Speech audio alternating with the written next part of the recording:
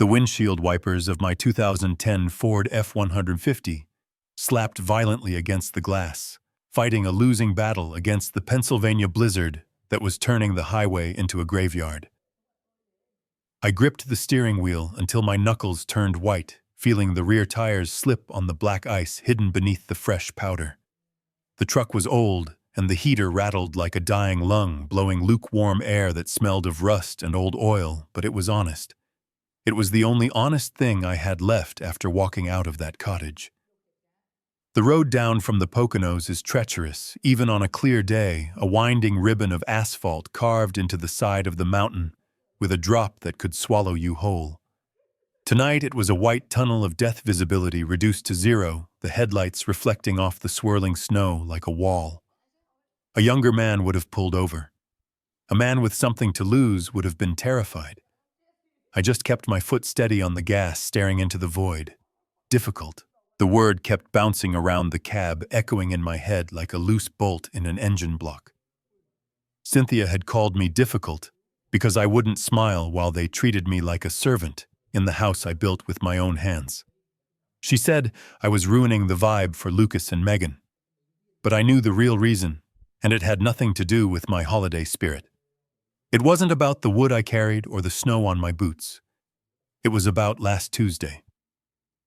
I replayed the scene in my mind as the truck fishtailed slightly near the guardrail.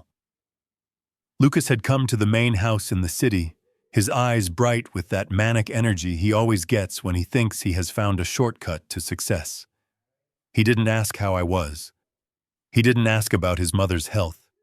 He just laid a glossy portfolio on the kitchen table and asked for a signature. He called it a bridge loan. I called it what it was, which was a bailout. It was the third time in 2 years. First, it was the organic juice bar that failed in 6 months because he refused to wake up early to open the store. Then it was the drop shipping business that ended with my garage full of unsellable plastic junk from overseas. Now it was cryptocurrency. He needed my signature to secure a high-interest loan because his credit was shot and he had maxed out every card he owned. He wanted me to leverage the equity in the city house. I looked him in the eye last Tuesday and said no. I told him that a man of 40 should be building his own equity, not draining his father's retirement. I told him that I worked double shifts at the steel plant to buy our first home and that he needed to learn the value of $1 earned by sweat, not by clicking a mouse. That was the moment I became difficult. That was the moment his eyes went cold. He didn't see a father trying to teach a son a lesson. He saw a broken vending machine that had swallowed his dollar. The truck hit a patch of ice and slid sideways, the rear end trying to overtake the front. I corrected the slide instinctively, my heart hammering against my ribs, not from fear, but from a surge of adrenaline that made me feel alive for the first time in months. I steadied the vehicle and took a deep breath, letting the cold air from the window vent fill my lungs. The adrenaline cleared my head like a strong shot of whiskey. For years, I had told myself lies. I told myself they loved me in their own way. I told myself that Cynthia was just stressed about her social standing, about keeping up with the Joneses in a neighborhood we could barely afford. I told myself that Lucas was just finding his path and that Megan was just misunderstood. But driving through that frozen hellscape, the truth was undeniable. I was not a father to them. I was not a husband. I was a utility. I was a walking, talking ATM machine. And now that the screen said insufficient funds, they were kicking the machine to see if any loose change would fall out. They didn't hate me because hate requires passion. They felt something far worse. They felt indifference. I was simply an appliance that had stopped working, and when an appliance stops working, you throw it out into the cold. I thought about the cottage I had just left. I bought that land 30 years ago when it was nothing but scrub brush and rocks. I cleared it myself. I poured the foundation. I framed the walls. Every nail in that house was driven by these hands. I remembered the summer I taught Lucas how to fish in the creek behind the property. I remembered the nights Cynthia and I sat on the porch listening to the crickets before she became obsessed with country clubs and appearances. Now I was banned from it because my presence was an inconvenience to their leisure. The injustice of it burned in my throat like bile. I realized then that I had been buying their affection for decades. I paid for the cars, I paid for the weddings, I paid for the vacations. And the moment I closed the checkbook, the affection evaporated like mist on a hot day. The silence in the cab was broken by the harsh ringtone of my cell phone sitting in the cup holder. The screen lit up the dark interior, illuminating the dashboard with a ghostly blue light. It was a photo of Cynthia smiling from our 30th anniversary trip to Italy, a trip I had worked overtime for a year to afford. For a split second, a foolish, desperate part of my heart leaped. I thought maybe she had realized what she had done. Maybe the sight of my truck disappearing into the storm had triggered some dormant memory of the man she used to love. Maybe she was looking at the empty spot where I should be sitting by the fire and feeling a pang of guilt. Maybe she was calling to tell me to turn around, to come back to the warmth. I picked up the phone. My hand was shaking slightly, not from the cold, but from a pathetic sliver of hope that refused to die. "Hello," I said, my voice raspy and tired, struggling to be heard over the roar of the wind. "Bernie, are you there?" she asked. Her voice was clear, unbothered by the storm outside or the storm she had created in our family. She sounded annoyed, as if I had kept her waiting, as if she was speaking to an employee who was late for a shift. "I am here, Cynthia," I said, watching the snow pile up on the windshield, fighting the urge to ask her if she was okay. "Good," she replied. "Listen, I forgot to mention something before you left. The homeowner association fee for the cottage is due on the 1st. The portal closes at midnight on the 31st. Since you are going back to the city where the internet is better, make sure you transfer the funds tonight. We do not want a late penalty like last year." I waited for more. I waited for her to ask about the roads, which were slick with ice and deadly. I waited for her to ask if I was safe. I waited for her to say Merry Christmas. But there was only silence on the line, followed by the faint sound of laughter in the background. Someone popped a cork. It sounded like Lucas laughing, that high, braying laugh he does when he's drinking my wine. She kicked me out into a blizzard, but she still wanted me to pay the bills. She treated me like a servant who had been dismissed for the night, but was still expected to complete his chores. She didn't care if I lived or died on this road, as long as the transfer went through, so she wouldn't have to deal with a late fee. The realization hit me harder than the cold. I wasn't her partner. I was her sponsor. I didn't say a word. I didn't scream. I didn't argue. I simply pressed the red button ending the call. Then I held down the power button until the screen went black. I tossed the phone onto the passenger seat. It landed with a dull thud. That was the moment Bernard Caldwell, the husband, died. That was the moment Bernard Caldwell, the doormat, was buried under the snow. I drove the rest of the way in silence. The snow kept falling, burying the past, burying the man I used to be. By the time the city lights of Pittsburgh appeared on the horizon 3 hours later, I wasn't sad anymore. I was cold. I was hard. And I was ready for whatever came next. They wanted the maintenance fee paid. Oh, I would pay it. I would pay every single debt I owed. But the currency was about to change. I pulled into the driveway of the dark, empty house and turned off the engine. I sat there for a moment in the quiet, listening to the engine tick as it cooled. I was alone. But for the first time in a long time, I felt powerful. The silence of the house was absolute, heavy with the chill that Cynthia had mandated before we left. 55 degrees. She said it was wasteful to heat an empty space, but tonight, walking through the foyer with snow melting off my boots, I realized she had turned this place into a cold storage unit for a man she no longer had a use for. I didn't take off my coat. I didn't turn on the lights in the hallway. I walked like a ghost through the home I had paid for, the mortgage I had slaved over for 30 years, feeling like an intruder in my own life. I went to the kitchen. The stainless steel appliances gleamed in the moonlight, filtering through the window, cold and sterile. It was a kitchen built for show, not for cooking. I opened the freezer. It was a cavern of ice, mostly empty save for a bag of ancient peas and a single box of Salisbury steak that had been sitting there for months. A leftover from a time I thought I might need a quick lunch. Now it was my Christmas feast. I put the plastic tray in the microwave and pressed the buttons. The mechanical hum of the turntable was the only sound in the entire world. I watched the gray meat spin in circles, bubbling under the plastic film. It was pathetic. It was the perfect meal for a man who had just been discarded like a wrapper. 3 minutes later, I sat at the head of the long mahogany dining table in the dark. I didn't turn on the chandelier. I peeled back the film and the smell of processed gravy and artificial onions filled the frigid air. I took a bite. It was hot, salty, and tasted like failure. I looked up at the wall opposite me. There hung the family portrait we had commissioned for our 40th anniversary. We were all wearing matching blue sweaters. Cynthia was smiling that tight, controlled smile she saved for the country club wives. Lucas looked bored, checking his watch. Megan looked eager, leaning in too close.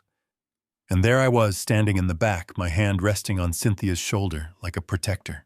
I looked at that man in the frame, and I wanted to scream at him. "You weren't protecting anything, you old fool. You were just paying for the frame." I pushed the half-eaten meal away. My stomach churned not from the food, but from the clarity that was settling in. They didn't just disrespect me. They dismissed me. They thought I was a relic. An old engineer whose time had passed, whose brain was rusting over just like the old steel mills down by the river.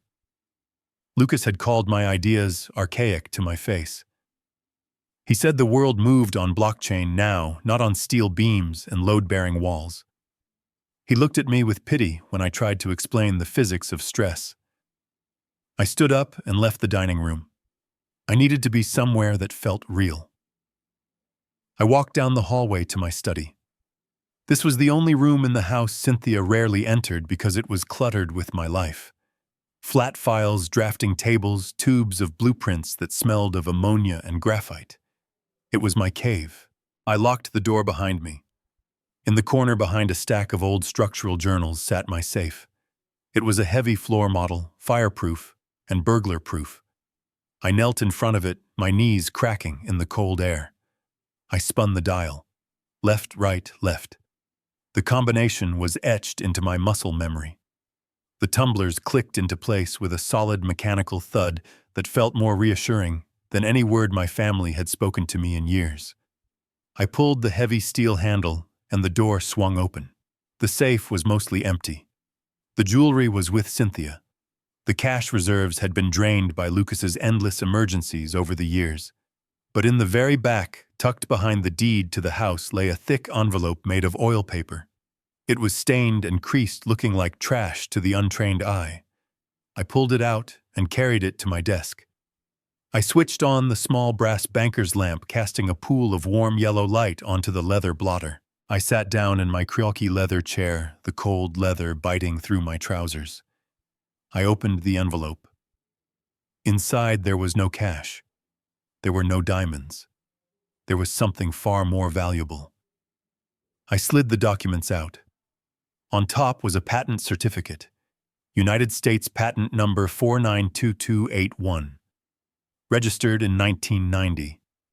It was for a high-tensile alloy composition I had developed 30 years ago. Back then, I was working on a problem with rail lines in the industrial sector.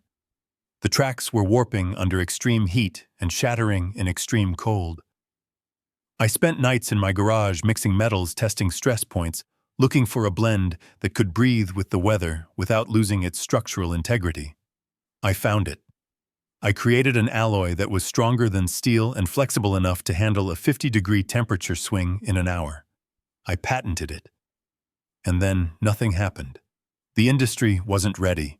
Steel was cheap and nobody cared about long-term durability. They just wanted to lay track fast. So I paid the maintenance fees every year and let the patent gather dust. My family laughed at me for keeping it. Lucas told me to let it lapse to save the few $100s a year. He said it was just my ego holding on to the past. He was wrong. Climate change had changed the game.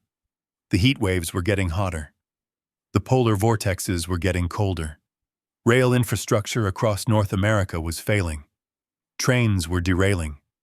Supply chains were breaking. Suddenly, my archaic alloy wasn't just a good idea. It was the only solution. I flipped to the second document in the pile. It was a contract. A purchase and transfer agreement. The letterhead belonged to a massive Canadian mining and infrastructure conglomerate. I ran my finger over the signatures at the bottom. They were dated just last week. I remembered the meeting. I had taken the bus to a lawyer's office downtown telling Cynthia I was going to the library. I sat across from 3 men in expensive suits. They weren't laughing at me. They weren't calling me difficult. They were looking at me with awe. They knew what I had built. They knew that my alloy was the key to saving billions in infrastructure costs. They didn't haggle. They didn't try to cheat me. They knew I held the only key to the lock. I looked at the purchase price on page 4. $18 million. $18 million for the exclusive rights and the patent transfer. The number looked surreal on the paper. It was more money than I had earned in 40 years of engineering. It was enough to buy 10 cottages. It was enough to buy this entire neighborhood. I leaned back in my chair and let out a short, bitter laugh. It echoed in the empty room. My wife had kicked me out into a blizzard to save the cost of a Christmas dinner. My son had dismissed me as a broken ATM because I wouldn't give him $200,000 I didn't have. They treated me like a senile burden. They had absolutely no idea. I checked the time on my old wristwatch. It was 11:30. The wire transfer had been initiated on Friday. Because of the international banking holidays, it was scheduled to clear at midnight tonight. But that wasn't the best part. The best part was the press release. The Canadian company needed to boost their stock price before the fiscal year ended. They wanted to announce the acquisition immediately. They wanted the world to know they had solved the rail crisis.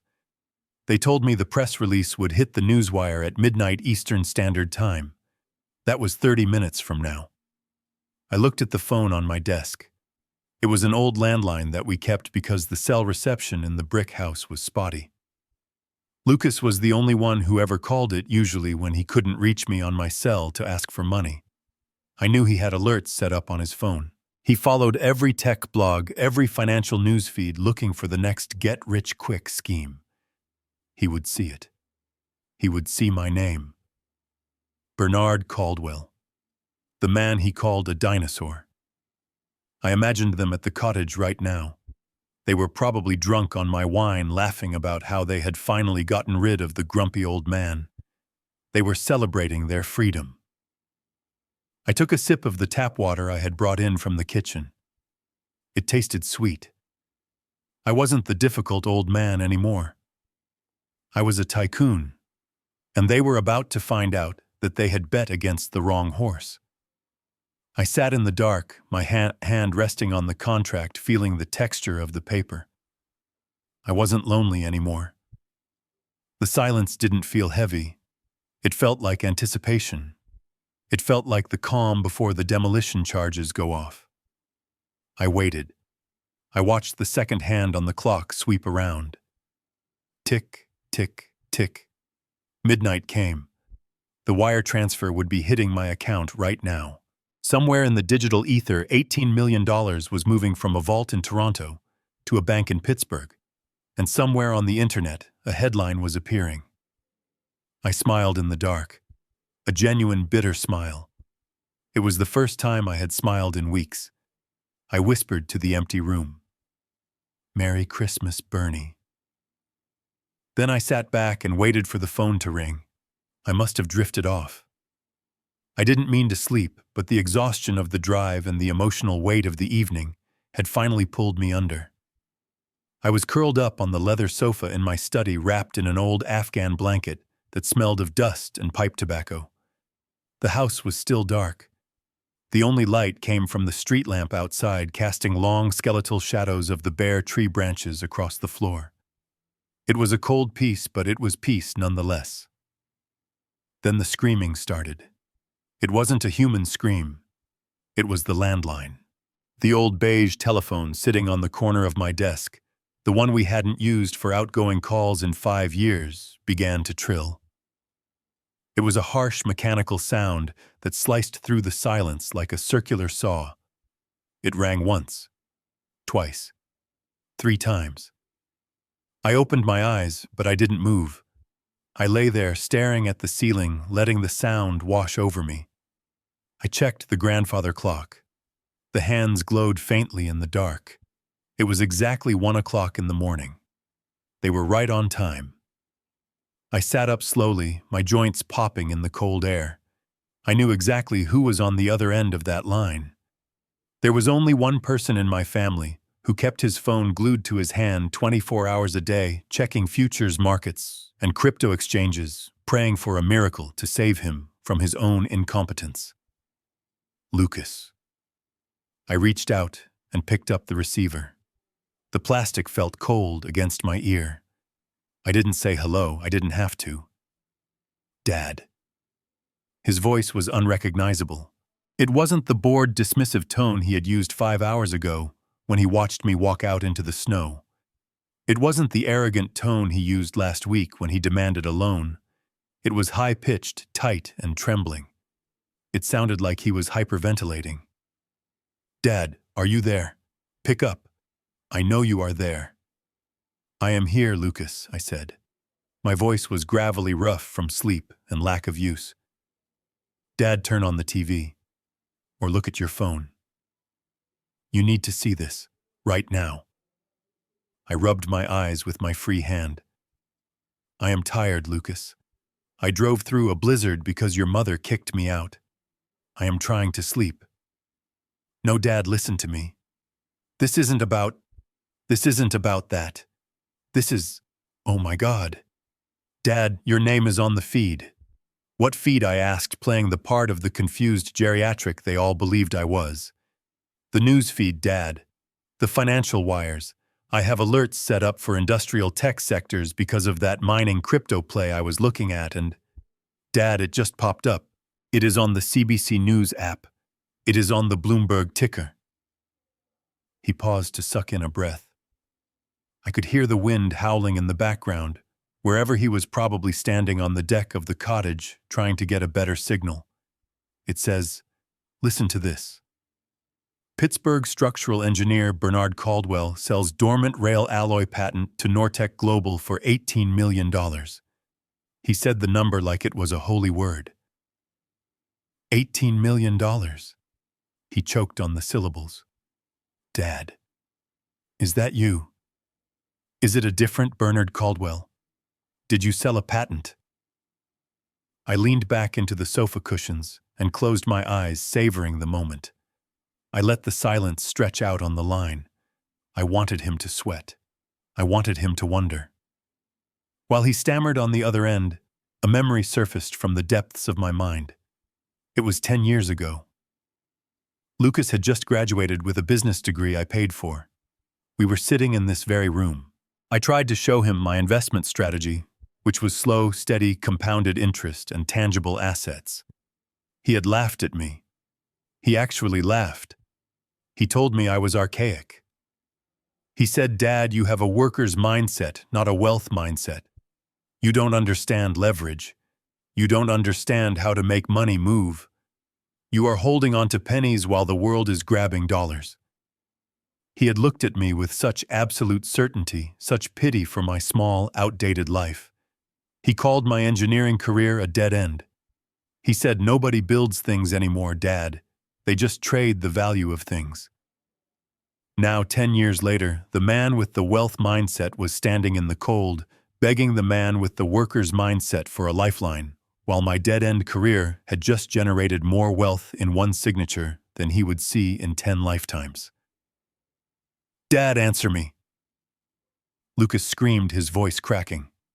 Is it true? Did you sell it? I sighed, a long, weary sound that I hoped conveyed all the confusion of a senile old man. "Lucas, I don't know what you are reading," I said slowly. "You know I have a lot of old papers. Maybe the news people got mixed up." "Mixed up?" "Dad, it is a press release from Nortec. They are a multi-billion-dollar conglomerate. They don't make mistakes like this. It lists your address. It lists your former employer. It says the deal closed last week. 18 million. Dad, that is life-changing money." "Is it?" I asked flatly. "Yes. Yes, it is. Dad, why didn't you tell us? We are family. We could have...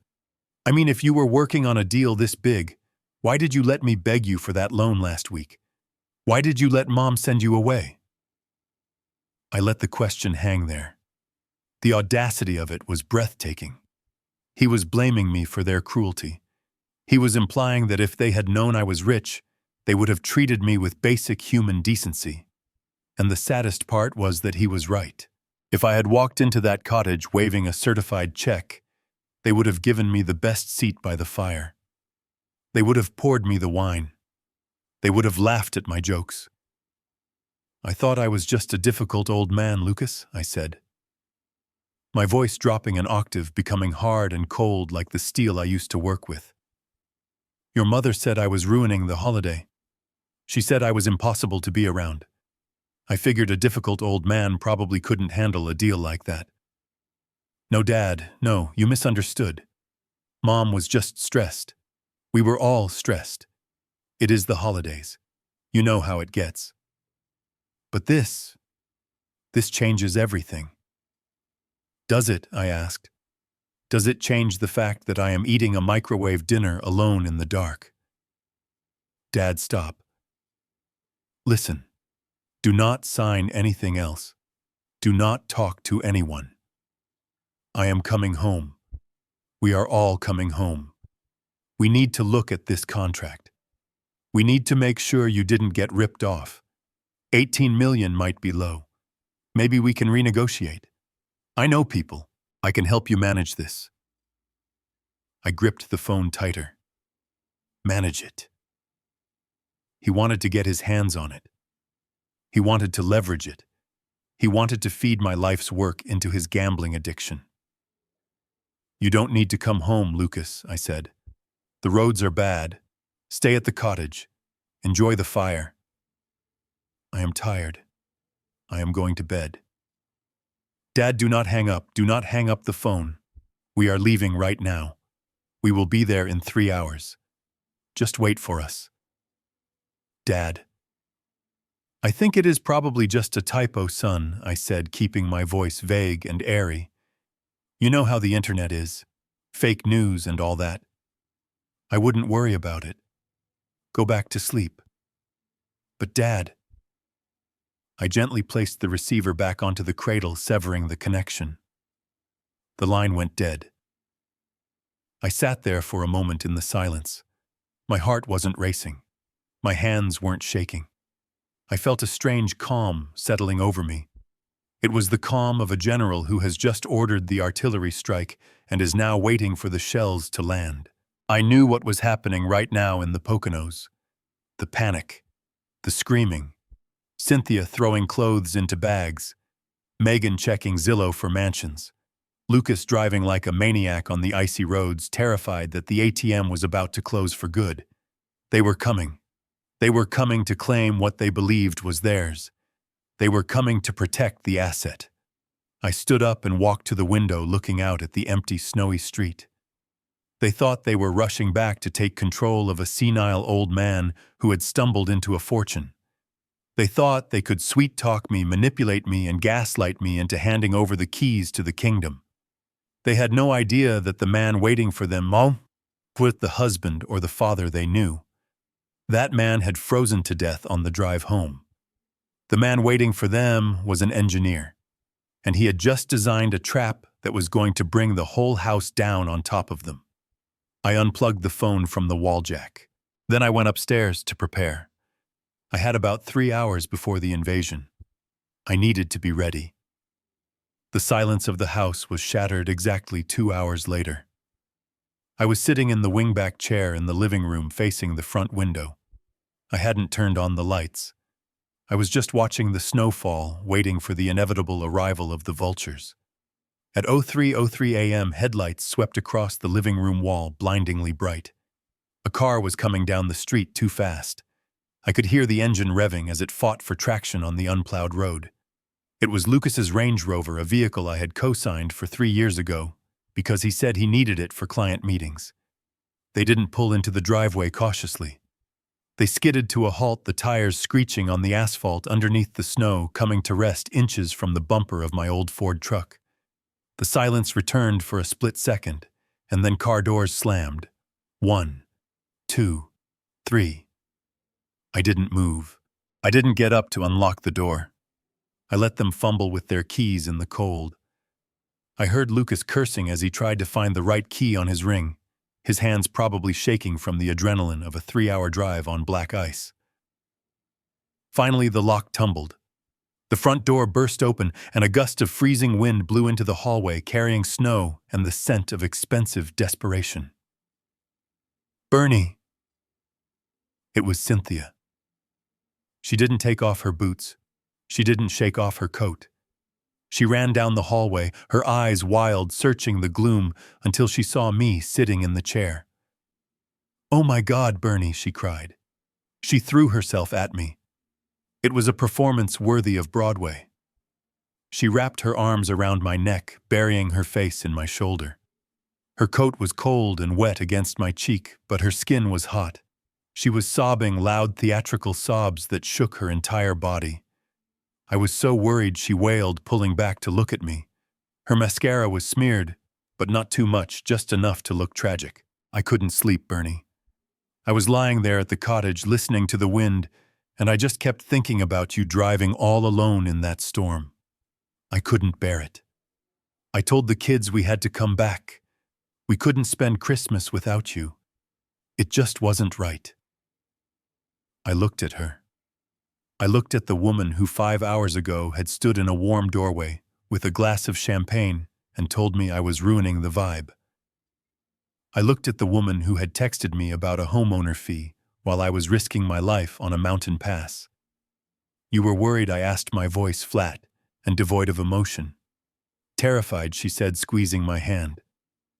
"I was terrified something might happen to you. We are a family, Bernie. We stick together." I didn't squeeze back. I let my hand lie limp in hers like a dead fish. Behind her, the supporting cast was making their entrance. Megan rushed past us, heading straight for the kitchen without even making eye contact. "I am going to make some tea," she announced, her voice shrill. "Chamomile. We all need to calm down. It is freezing in here. Why is the heat so low?" She didn't know where the tea was. She didn't know how to turn on the stove. She had never made a cup of tea in this house in the 10 years she had been married to my son. But she needed to be busy. She needed a reason to be opening cupboards and looking around. Lucas walked in last. He looked wrecked. His face was pale, his hair messy from nervous hands running through it. He wasn't looking at me. He was scanning the room.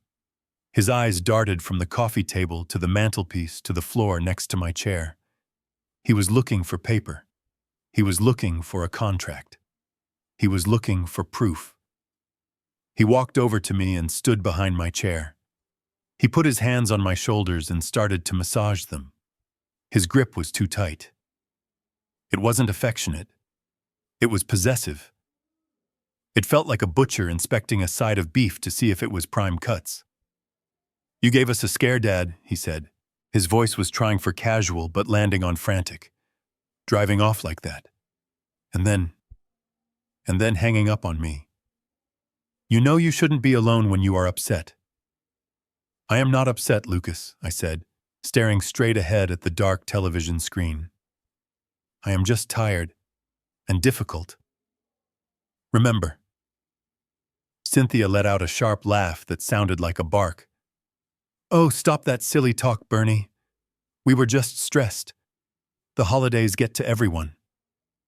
But we are here now. We are all together. That is what matters."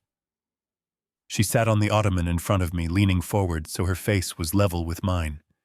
She put on her best concerned wife expression, the one she used when she wanted me to buy her a new car or pay for a cruise. "Lucas told me about the news," she said softly. "About the patent." I felt Lucas's fingers dig into my trapezius muscles. He stopped moving them, waiting for my reaction. "Oh, that," I said, waving a hand dismissively. I told Lucas. "It is probably a mistake. You know how the internet is. Fake news. Glitches. I am just a retired engineer, Cynthia. Nobody pays $18 million for old ideas." I saw a flicker of panic in Cynthia's eyes. She glanced up at Lucas over my head. Lucas leaned down, his breath hot against my ear. "It didn't look like a mistake, Dad. It was on Bloomberg. It was on the official newswire. Nortec Global. They don't publish fake news. Did you sign something last week? When you said you were going to the library?" I paused. I let them hang there in the silence for a long 10 seconds. I could hear the kettle whistling in the kitchen, but Megan didn't turn it off. She was probably standing in the doorway listening. "I talked to some people," I said slowly, measuring every word. "There was a contract. Yes." I felt the tension in the room release like a balloon popping. Cynthia gasped. Lucas exhaled a breath he must have been holding since the Poconos. "So it is real," Lucas whispered. 18 million. I shrugged. "The paper says 18 million, but my lawyer, he called me yesterday. He said there are problems." The atmosphere in the room froze instantly. The warmth they were trying to fake evaporated. Lucas's hands stopped moving on my shoulders. Cynthia's smile vanished. "Problems?" she asked sharply. "What kind of problems?" "Tax problems," I lied smoothly. "Regulatory holds. Something about Canadian mining laws. He said the funds might be frozen. He said the government might take half. He said it could be years before I see a dime. Or maybe never." I watched them. I watched the greed curdle into fear. I watched the calculation happening behind their eyes. "Years," Lucas repeated, stepping around the chair to face me. "Dad, who is your lawyer? Is it Old Man Henderson? He doesn't know anything about international IP law. You need a shark. You need someone who can push this through." "I don't know, son," I said, slumping in the chair, making myself look smaller, older, more defeated. "It all seems very complicated. Maybe it wasn't meant to be. I haven't seen the money in my account. Until I see it, I don't believe it." Megan came into the room carrying a tray with 4 mismatched mugs. The tea was pale and watery. She set it down on the coffee table with a clatter. "If there is a contract," she said, her eyes wide and hungry, "then it is a binding asset.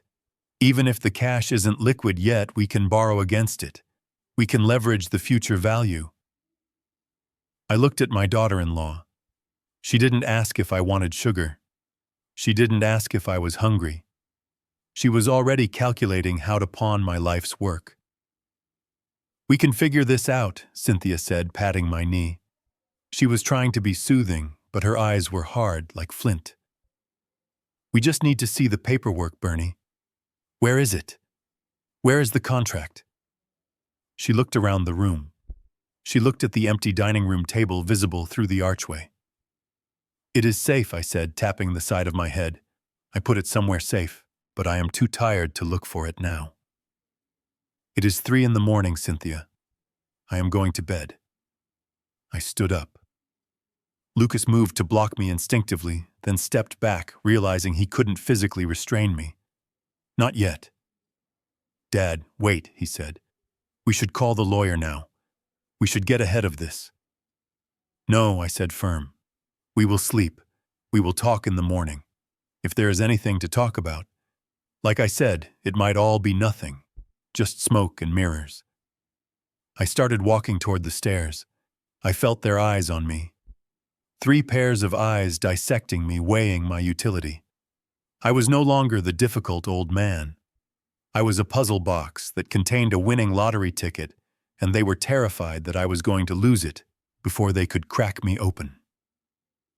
I climbed the stairs, slowly gripping the banister, playing the part of the frail old man. I heard them whispering furiously as soon as I turned the corner. "He hid it," Lucas hissed. "I saw him looking at the safe last week." "He is losing it," Cynthia whispered back. "Did you hear him? He thinks the government is going to take it. He doesn't understand what he has." "We need to find that paper," Megan added. I went into the guest bedroom and closed the door. I locked it.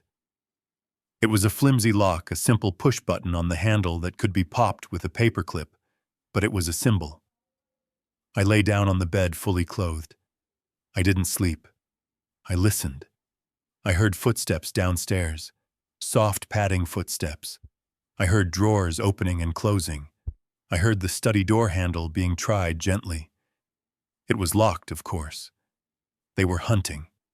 They were tearing my house apart, looking for the golden goose. Let them look. The contract wasn't in the study anymore. It wasn't in the safe. It was taped to the underside of the drawer in the old workbench in the garage underneath a pile of oily rags where Lucas would never dream of looking, because he had never done a day of manual labor in his life. I stared at the ceiling. They thought I was confused. They thought I was incompetent. They thought the money hadn't arrived. They were wrong on all counts. The money was sitting in my account. I had checked it on my phone under the blankets before they arrived. $18 million. Pending clearance. Available balance 0. But in 24 hours it would be real. And in 24 hours I would spring the trap. But first I had to let them think they were winning. I had to let them think I was the weak link in the chain. Because when steel breaks, it doesn't give a warning. It just snaps. And I was about to snap. The smell of rosemary and roasting meat woke me up at 9 o'clock on Christmas morning. It was a rich, savory scent that drifted up the stairs and slipped under the crack of the guest bedroom door. For a moment in the hazy space between sleep and wakefulness, I forgot where I was. I forgot about the blizzard and the cottage and the $18 million sitting in the ether. I just smelled the roast and thought about the old days when Cynthia used to cook for the love of it, not for leverage. I sat up and swung my legs over the side of the bed. My back was stiff from the drive, but my mind was razor sharp. I washed my face in the small bathroom, splashing cold water into my eyes until they were red.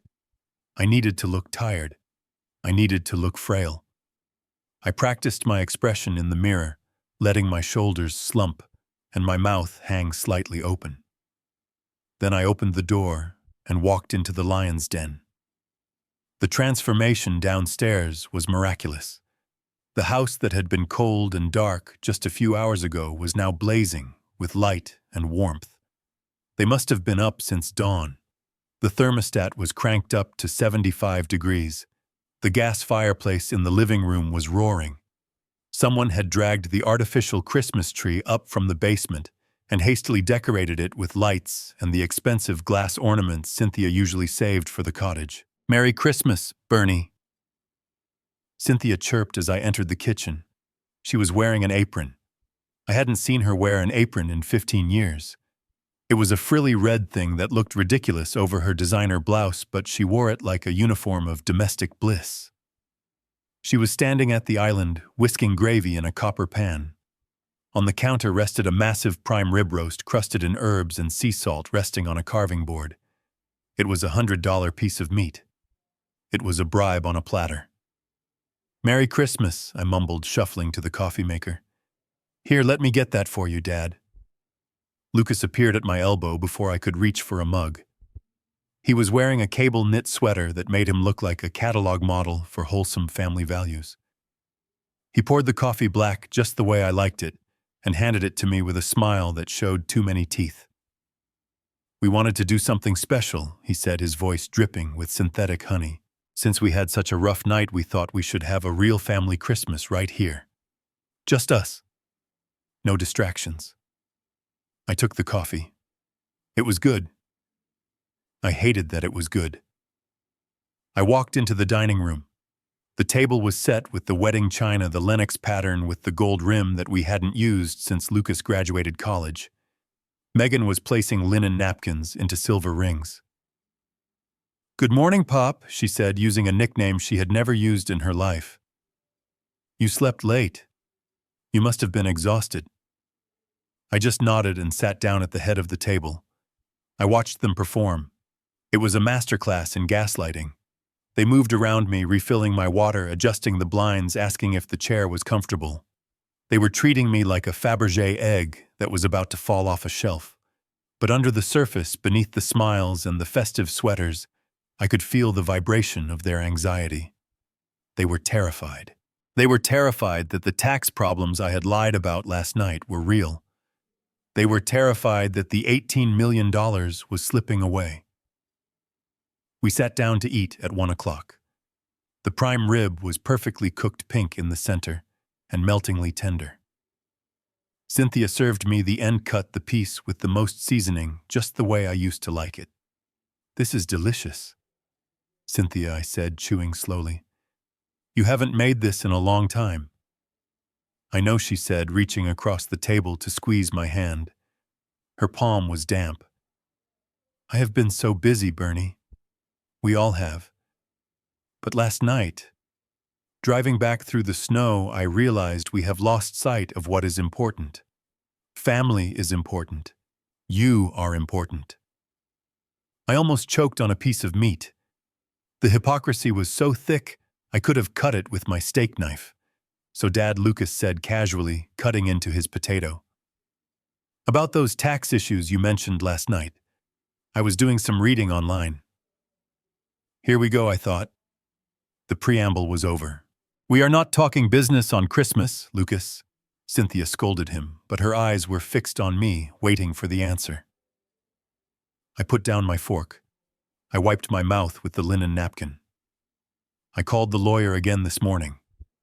I lied, my voice trembling just a little. "He said the Canadian government is doing an audit. They might freeze the assets for 6 months. Maybe a year. He said if I try to move the money now, I could lose 40% in penalties." The silence at the table was instant. Megan stopped chewing. Lucas turned pale. Cynthia's grip on her wineglass tightened until her knuckles were white. 6 months, Lucas whispered.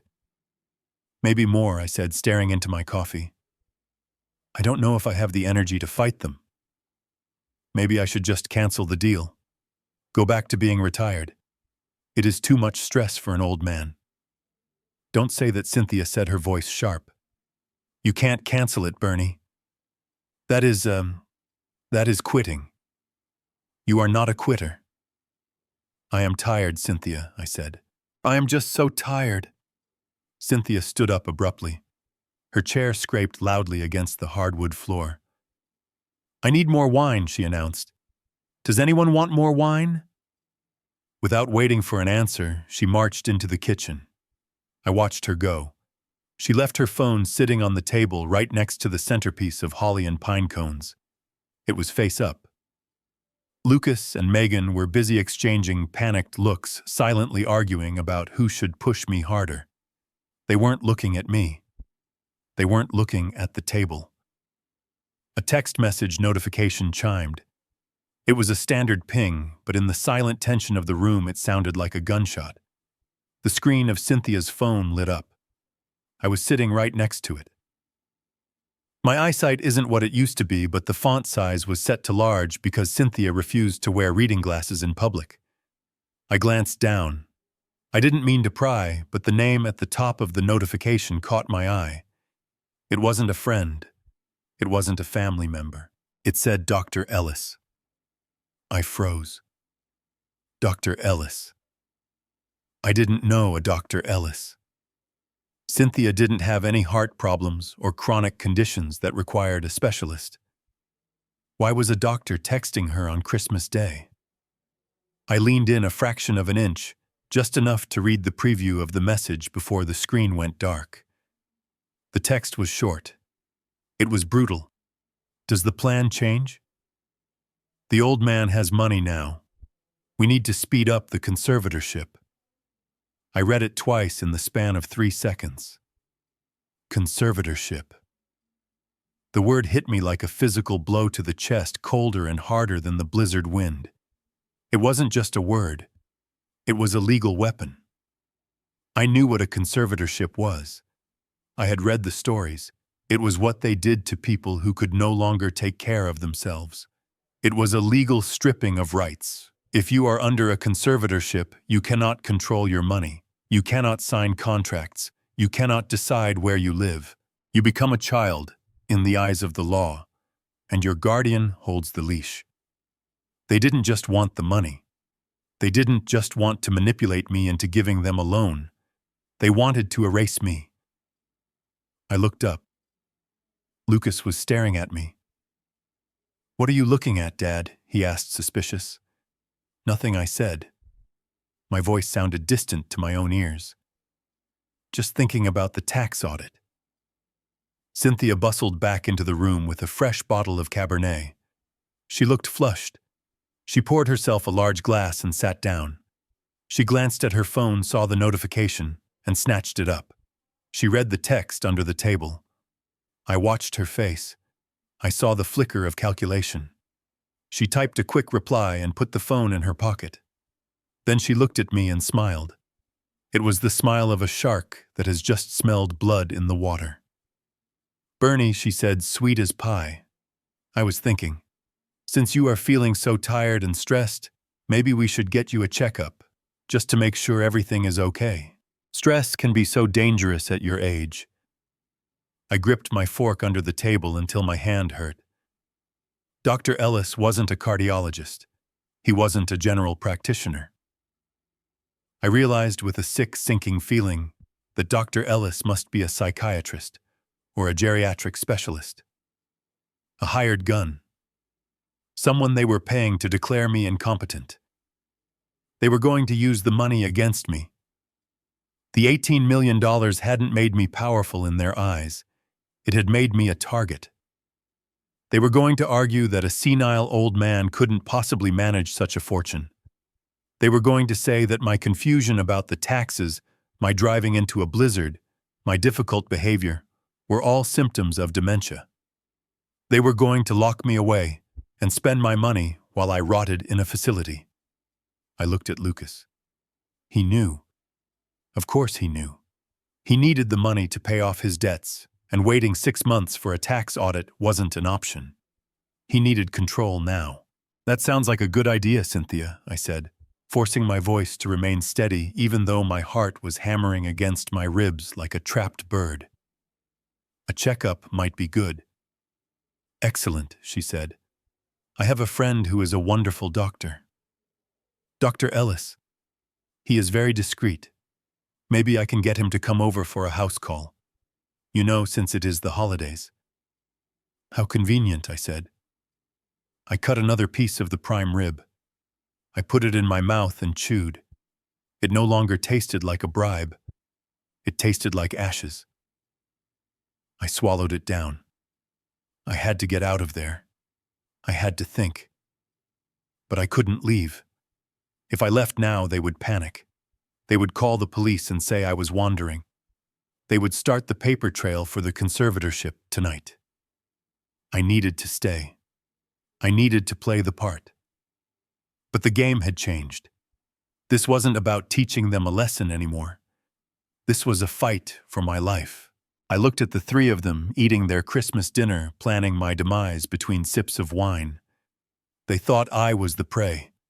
They thought I was a confused old animal limping toward the slaughterhouse. They didn't know that the animal had teeth, and they didn't know that I had seen the trap. I took a sip of my coffee.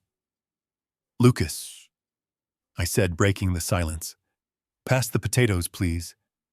I am feeling very hungry all of a sudden." I smiled at my son. He smiled back, thinking he had won. He had no idea that I was already planning the funeral for his ambitions. The potatoes were passed around the table in a heavy silence that was broken only by the scrape of silverware against china. I watched Lucas mound a pile of mashed potatoes onto his plate. He was eating with a frantic energy, his eyes darting back and forth as if he were expecting someone to come and snatch the food away. Cynthia was on her third glass of wine, her cheeks flushed a deep red that matched her lipstick. She kept smiling at me, a tight, forced smile that didn't reach her eyes. It was the smile of a woman who was trying to keep a lid on a pot that was about to boil over. I ate slowly, chewing every bite thoroughly. I needed the sustenance. I needed the energy for what I was about to do. I reached into my pocket and pulled out my phone. I didn't unlock it. I just stared at the blank screen for a moment, furrowing my brow in a performance of confusion and worry. "What is it?" Bernie Cynthia asked, her voice sharp. "Who is texting you on Christmas?" "It is not a text," I said, my voice trembling slightly. "It is a voicemail. From the lawyer. I missed it earlier when I was driving." Lucas stopped chewing. His fork hovered halfway to his mouth. "A voicemail?" he asked. "What does it say?" "Play it." "I can't," I said, tapping the screen uselessly. "I don't know how to put it on speaker. But I listened to it upstairs.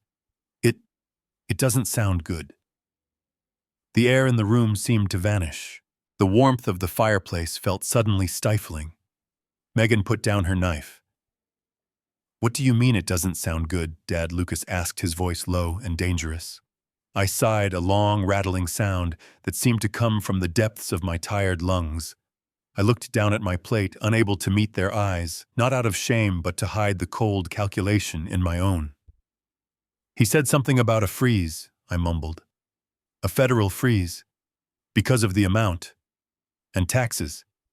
He said the IRS and the Canadian Revenue Agency are in a dispute over jurisdiction. He said the funds might be locked in escrow for a long time." "How long?" Lucas demanded, dropping his fork onto the plate with a loud clatter. 5 years, maybe," I said, shrugging helplessly. "Maybe more. And he said the legal fees to fight it could eat up half the principal. He said I might end up owing money. He said I might not see a single dime of profit." I let the last word hang in the air like a death sentence. Not a single dime. The reaction was instantaneous and violent. It was as if I had flipped a switch that controlled the gravity in the room. The facade of the happy family, the loving wife, the dutiful son, shattered into a million jagged pieces. Lucas's face turned a shade of purple I had never seen before. He slammed his fist onto the table so hard that the wine glasses jumped and the gravy boat rattled in its saucer. "What the hell is wrong with you?" he screamed. He stood up, his chair flying backward and hitting the wall. He pointed a shaking finger at me. "How could you be so stupid? How could you sign a contract without having a shark look at it first? You signed away $18 million because you are an incompetent old fool. You let them roll you. You let them take everything." "Lucas, sit down," Cynthia said, but her voice wasn't soothing anymore. It was icy. It was the voice she used when the dry cleaner ruined a blouse. "No, I won't sit down," Lucas roared, saliva flying from his mouth. "Do you know what this means? Do you have any idea what you have done? You had a winning lottery ticket, and you flushed it down the toilet. You are useless. You are absolutely useless." I shrank back in my chair, making myself look small and terrified. "I am sorry, son," I stammered. I thought it was a good deal. You didn't think." Cynthia cut in. Her voice was like a whip cracking across the table. "That is the problem, Bernie. You never think. You just plod along in your own little world, ruining everything for the people who actually have ambition." She picked up her wine glass and drained it in one long swallow, then slammed it back down on the table. The stem snapped, but she didn't even flinch. "I spend my life trying to build something, trying to give us a standing in this community, and you sabotage it," she hissed. "You are difficult, Bernie. You have always been difficult. But this is negligence. This is senility. Look at him." Megan said from across the table, her voice dripping with disgust. "He doesn't even understand what he did. He is sitting there eating potatoes while he just cost this family a fortune. He belongs in a home. The mask was gone. It had fallen to the floor and shattered. 10 minutes ago, I was the patriarch. I was the genius inventor. I was the beloved father. Now that the money was gone, I was garbage again. I was the difficult old man who needed to be discarded. The speed of the transformation was breathtaking. It confirmed everything I had suspected, everything I had feared. The text message from Dr. Ellis wasn't just a precaution. It was the plan. If I had the money, they would declare me incompetent to steal it. If I didn't have the money, they would declare me incompetent to get rid of me so they wouldn't have to pay for my care. Either way, I was a target. Either way, I was meat. Lucas was pacing the room now, running his hands through his hair, looking like a trapped animal. He muttered to himself, cursing me, cursing the Canadians, cursing his luck. I knew what he was thinking. He was thinking about the $200,000 he owed. He was thinking about the loan sharks or the margin calls that were coming for him. Without my money, he was a dead man walking. He stopped pacing and looked at me with pure, unadulterated hatred. "You are going to fix this," he said, his voice low and menacing. "You are going to call that lawyer back and you are going to tell him to unfreeze it. I don't care what you have to do, you fix it. Or so help me God." "Dad, I will never speak to you again." I looked at him. My son. The boy I taught to ride a bike. The boy I held when he cried over a broken toy. I looked at Cynthia. The woman I swore to love and cherish. They were monsters. Greed had hollowed them out and left nothing but hunger.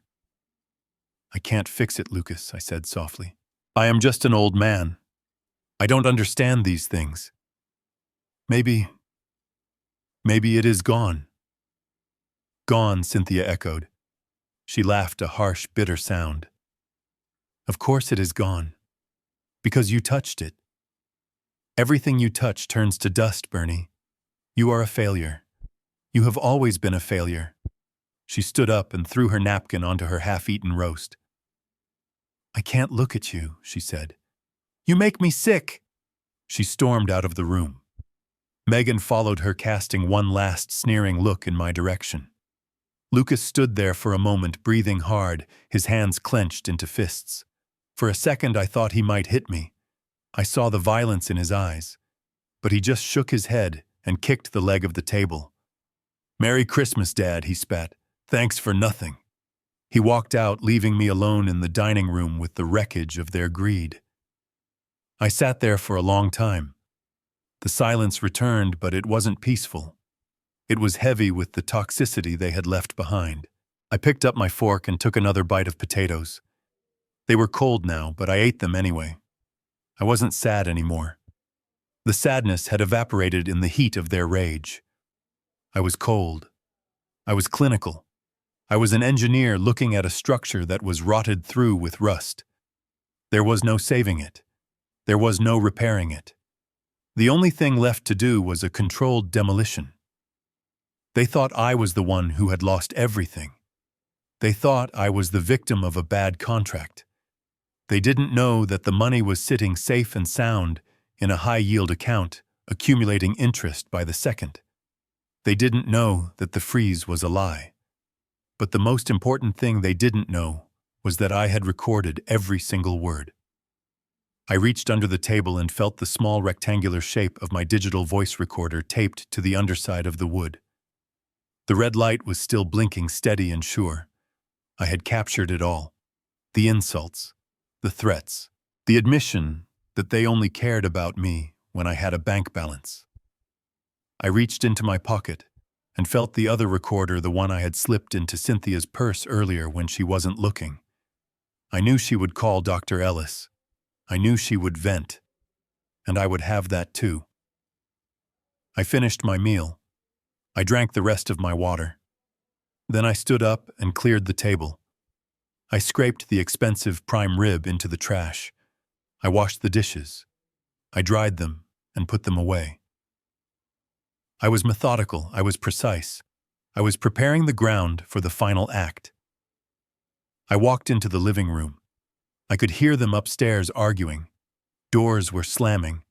They were turning on each other now like rats in a sinking ship. I went to the window and looked out at the snow. It was still falling, covering the world in a blanket of white. It looked clean. It looked new. I wasn't the difficult old man. I wasn't the failure. I was the man who held the detonator. And the countdown had just begun. I pushed my plate away.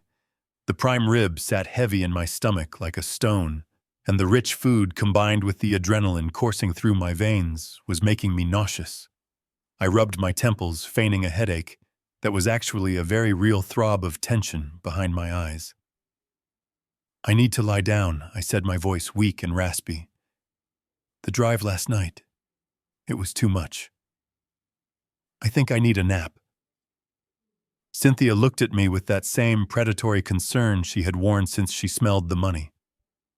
"Of course, Bernie," she cooed. "You go rest. We will clean up here. Do not worry about a thing." I shuffled out of the dining room, leaning heavily on the doorframe for effect. I climbed the stairs slowly, making sure each step creaked loud enough for them to hear. But as soon as I reached the landing and was out of their line of sight, I straightened up. I moved silently down the hall to the guest bedroom, but I didn't go inside to sleep. I went to my closet, where I kept a small toolbox of essential gear that I never let anyone touch. Inside, wrapped in a lint-free cloth, were 2 digital voice recorders. They were older models, Sony ICDs from my days inspecting structural integrity on job sites. They were small black and could record for 48 hours on a single charge. They were designed to pick up the crack of a settling beam from 50 feet away. They would have no trouble picking up the whispers of my treacherous family. I checked the batteries. Full charge. I slipped them into my pocket and crept back out into the hallway. I could hear the clatter of dishes from the kitchen and the low murmur of their voices. They were distracted. I went back downstairs, moving like a shadow. I bypassed the kitchen and went into the living room. This was where they would congregate. It was the most comfortable room in the house, the place where all the plotting happened. I knelt by the large oak coffee table. It had a thick lip around the edge, perfect for concealment.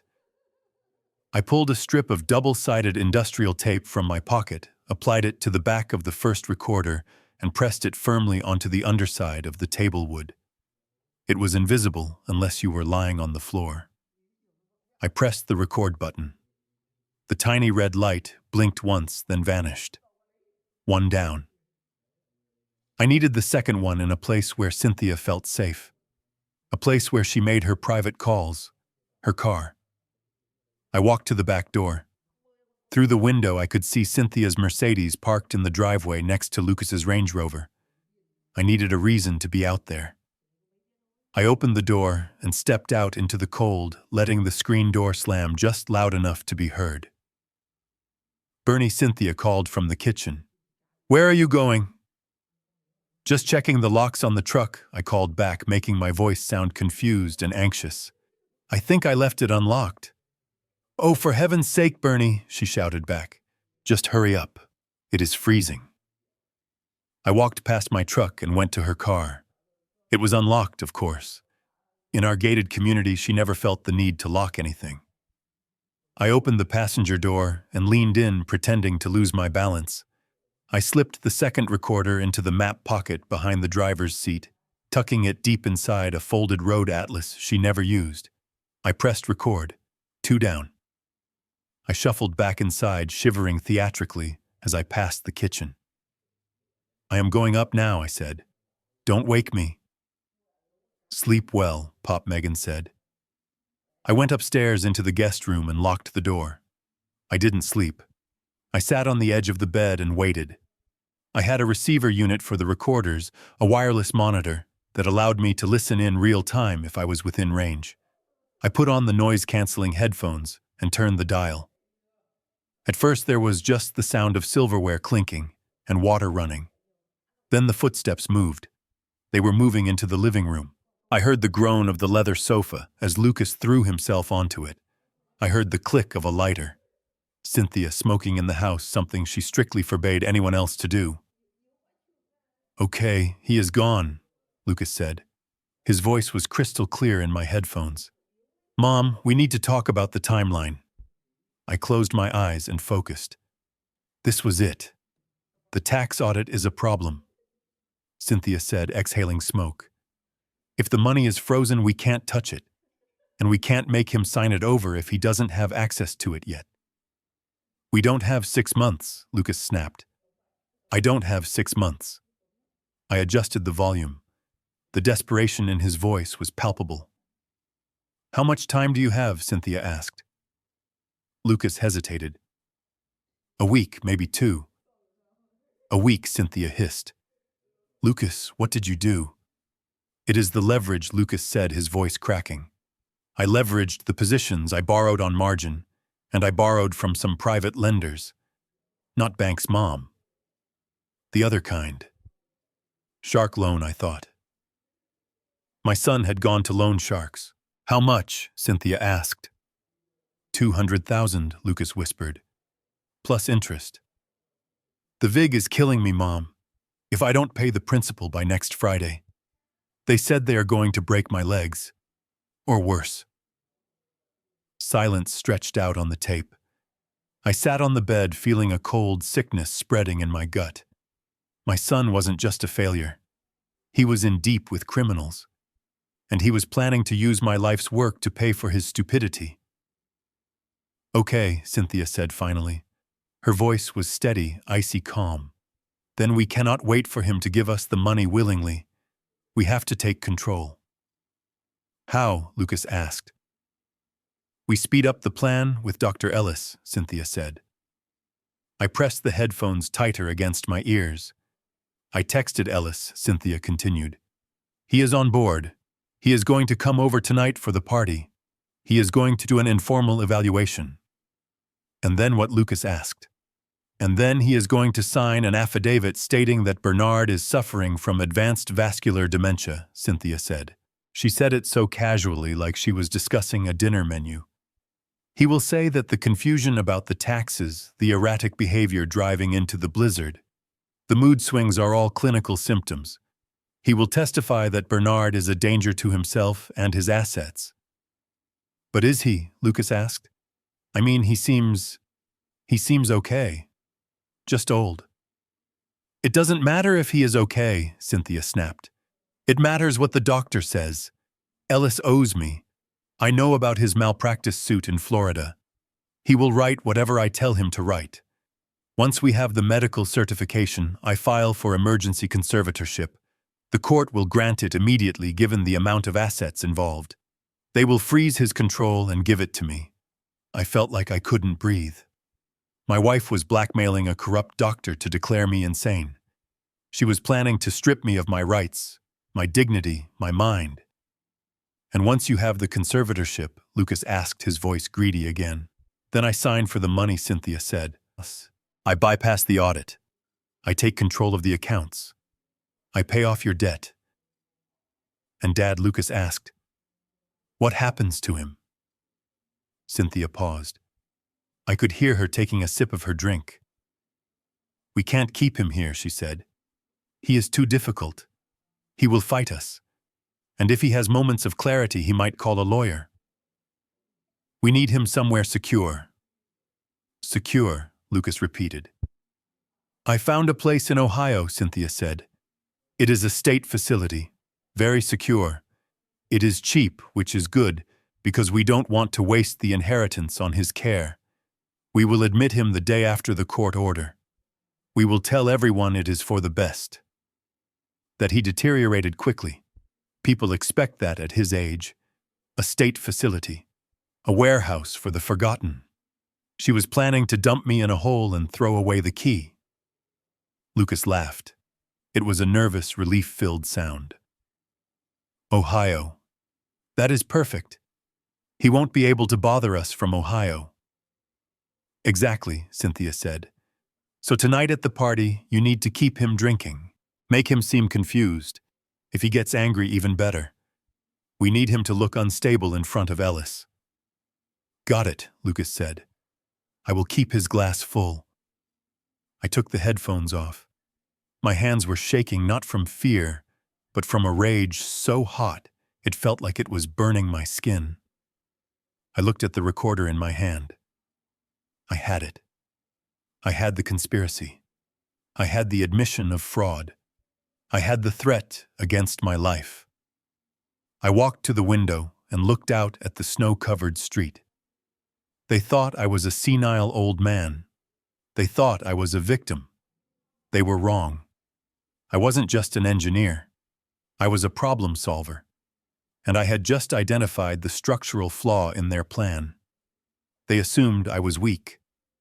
I went to my bag and took out the folder I had prepared with Attorney Sterling. I added the memory card from the recorder to the file. They wanted a show tonight. They wanted me to look unstable. They wanted a performance. Well, I decided staring at my reflection in the dark glass, I would give them the performance of a lifetime. I would play the part. I would drink their wine. I would stumble. I would let them think they had the noose around my neck, and then right when they reached for the lever, I would drop the floor out from under them. I checked my watch. It was 4 o'clock. The party started at 8. I had 4 hours to prepare for the end of my family and the beginning of my life. I lay back down on the bed and closed my eyes. This time I didn't have to pretend to be calm. I was stone. I was ice. I was the bridge that wouldn't break. Let them come. The house was quiet, but it was the silence of a held breath waiting to exhale. It was 4:30 in the afternoon. Cynthia and Megan were upstairs, likely picking out outfits that would make them look like the wealthy matriarchs they desperately wanted to be. Lucas was probably in the den nursing a drink and rehearsing his lies. They were distracted. They were confident. They thought the old man was napping his life away in the guest room. I slipped on my heavy boots and grabbed my coat. I didn't use the front door. The hinges on the front door had needed oiling for 3 months, and they squeaked like a dying mouse. Instead, I went out the back through the mudroom door that led to the patio. I had greased those hinges myself last week. It opened silently. The cold air hit me instantly, sharp and cleansing. The snow had stopped falling, but the drifts were deep. I trudged to my truck parked on the street. I didn't start the engine right away. I let it roll in neutral down the gentle slope of the driveway, gaining speed until I was half a block away. Then I turned the key. The V8 roared to life, a familiar rumble that felt like freedom. I wasn't going far, just 6 miles to a diner on the south side of Pittsburgh called the Iron Skillet. It was a place for shift workers and truck drivers, a place with sticky laminate tables and coffee that tasted like battery acid. It was the last place my wife or son would ever be caught dead in. Attorney Sterling was already there, sitting in the back booth. He looked out of place in his charcoal wool suit and silk tie, surrounded by men in high-visibility vests. Sterling was the shark Lucas had told me I needed. He was the man who had negotiated the $18 million deal with the Canadians without blinking. He was ruthless, efficient, and entirely on my side. I slid into the booth opposite him. He didn't offer a handshake. He just slid a thick envelope across the table. "You look like hell, Bernie," he said, taking a sip of his coffee. "You should see the other guys," I replied. I told him everything. I told him about the lockout at the cottage. I told him about the conservatorship plot. I told him about the recordings I had captured just an hour ago. Sterling listened, his face unreadable. When I finished, he let out a low whistle. "That is dark, Bernie," he said. "That is Shakespearean dark. Attempted fraud, conspiracy, elder abuse. We could have them arrested tonight if you want." "No," I said. "Not yet. I want them to commit. I want them to sign their names to the lie. Tonight at the party, they are going to bring in a doctor to certify me incompetent." Sterling nodded slowly, a small smile playing on his lips. "I see. You want to spring the trap when they are all inside." "Exactly," I said. "So I need the paperwork." Sterling tapped the envelope. It is all here just like you asked on the phone. A new last will and testament revoking all previous wills.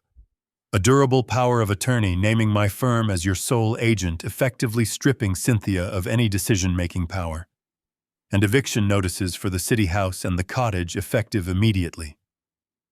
I opened the envelope and scanned the documents. The language was precise. It was brutal. It cut my family out of my life with the precision of a laser. I pulled out a pen.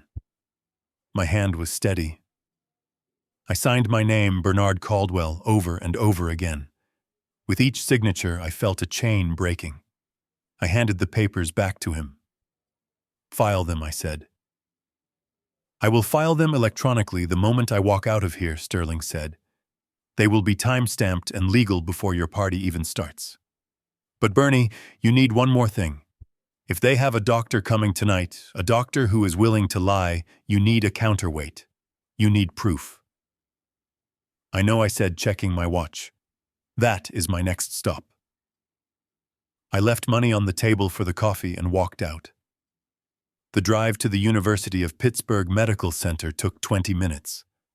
The roads were plowed but slick. I drove carefully. I couldn't afford an accident now. Not when I was so close. I parked in the garage and walked to the neurology wing. I had called ahead. Dr. Aris Thorne was an old friend. We played chess together at the park on Tuesdays, back when I had time for leisure. He was also the head of neurology at the hospital, a man whose reputation was unimpeachable. He met me in his office. He wasn't smiling.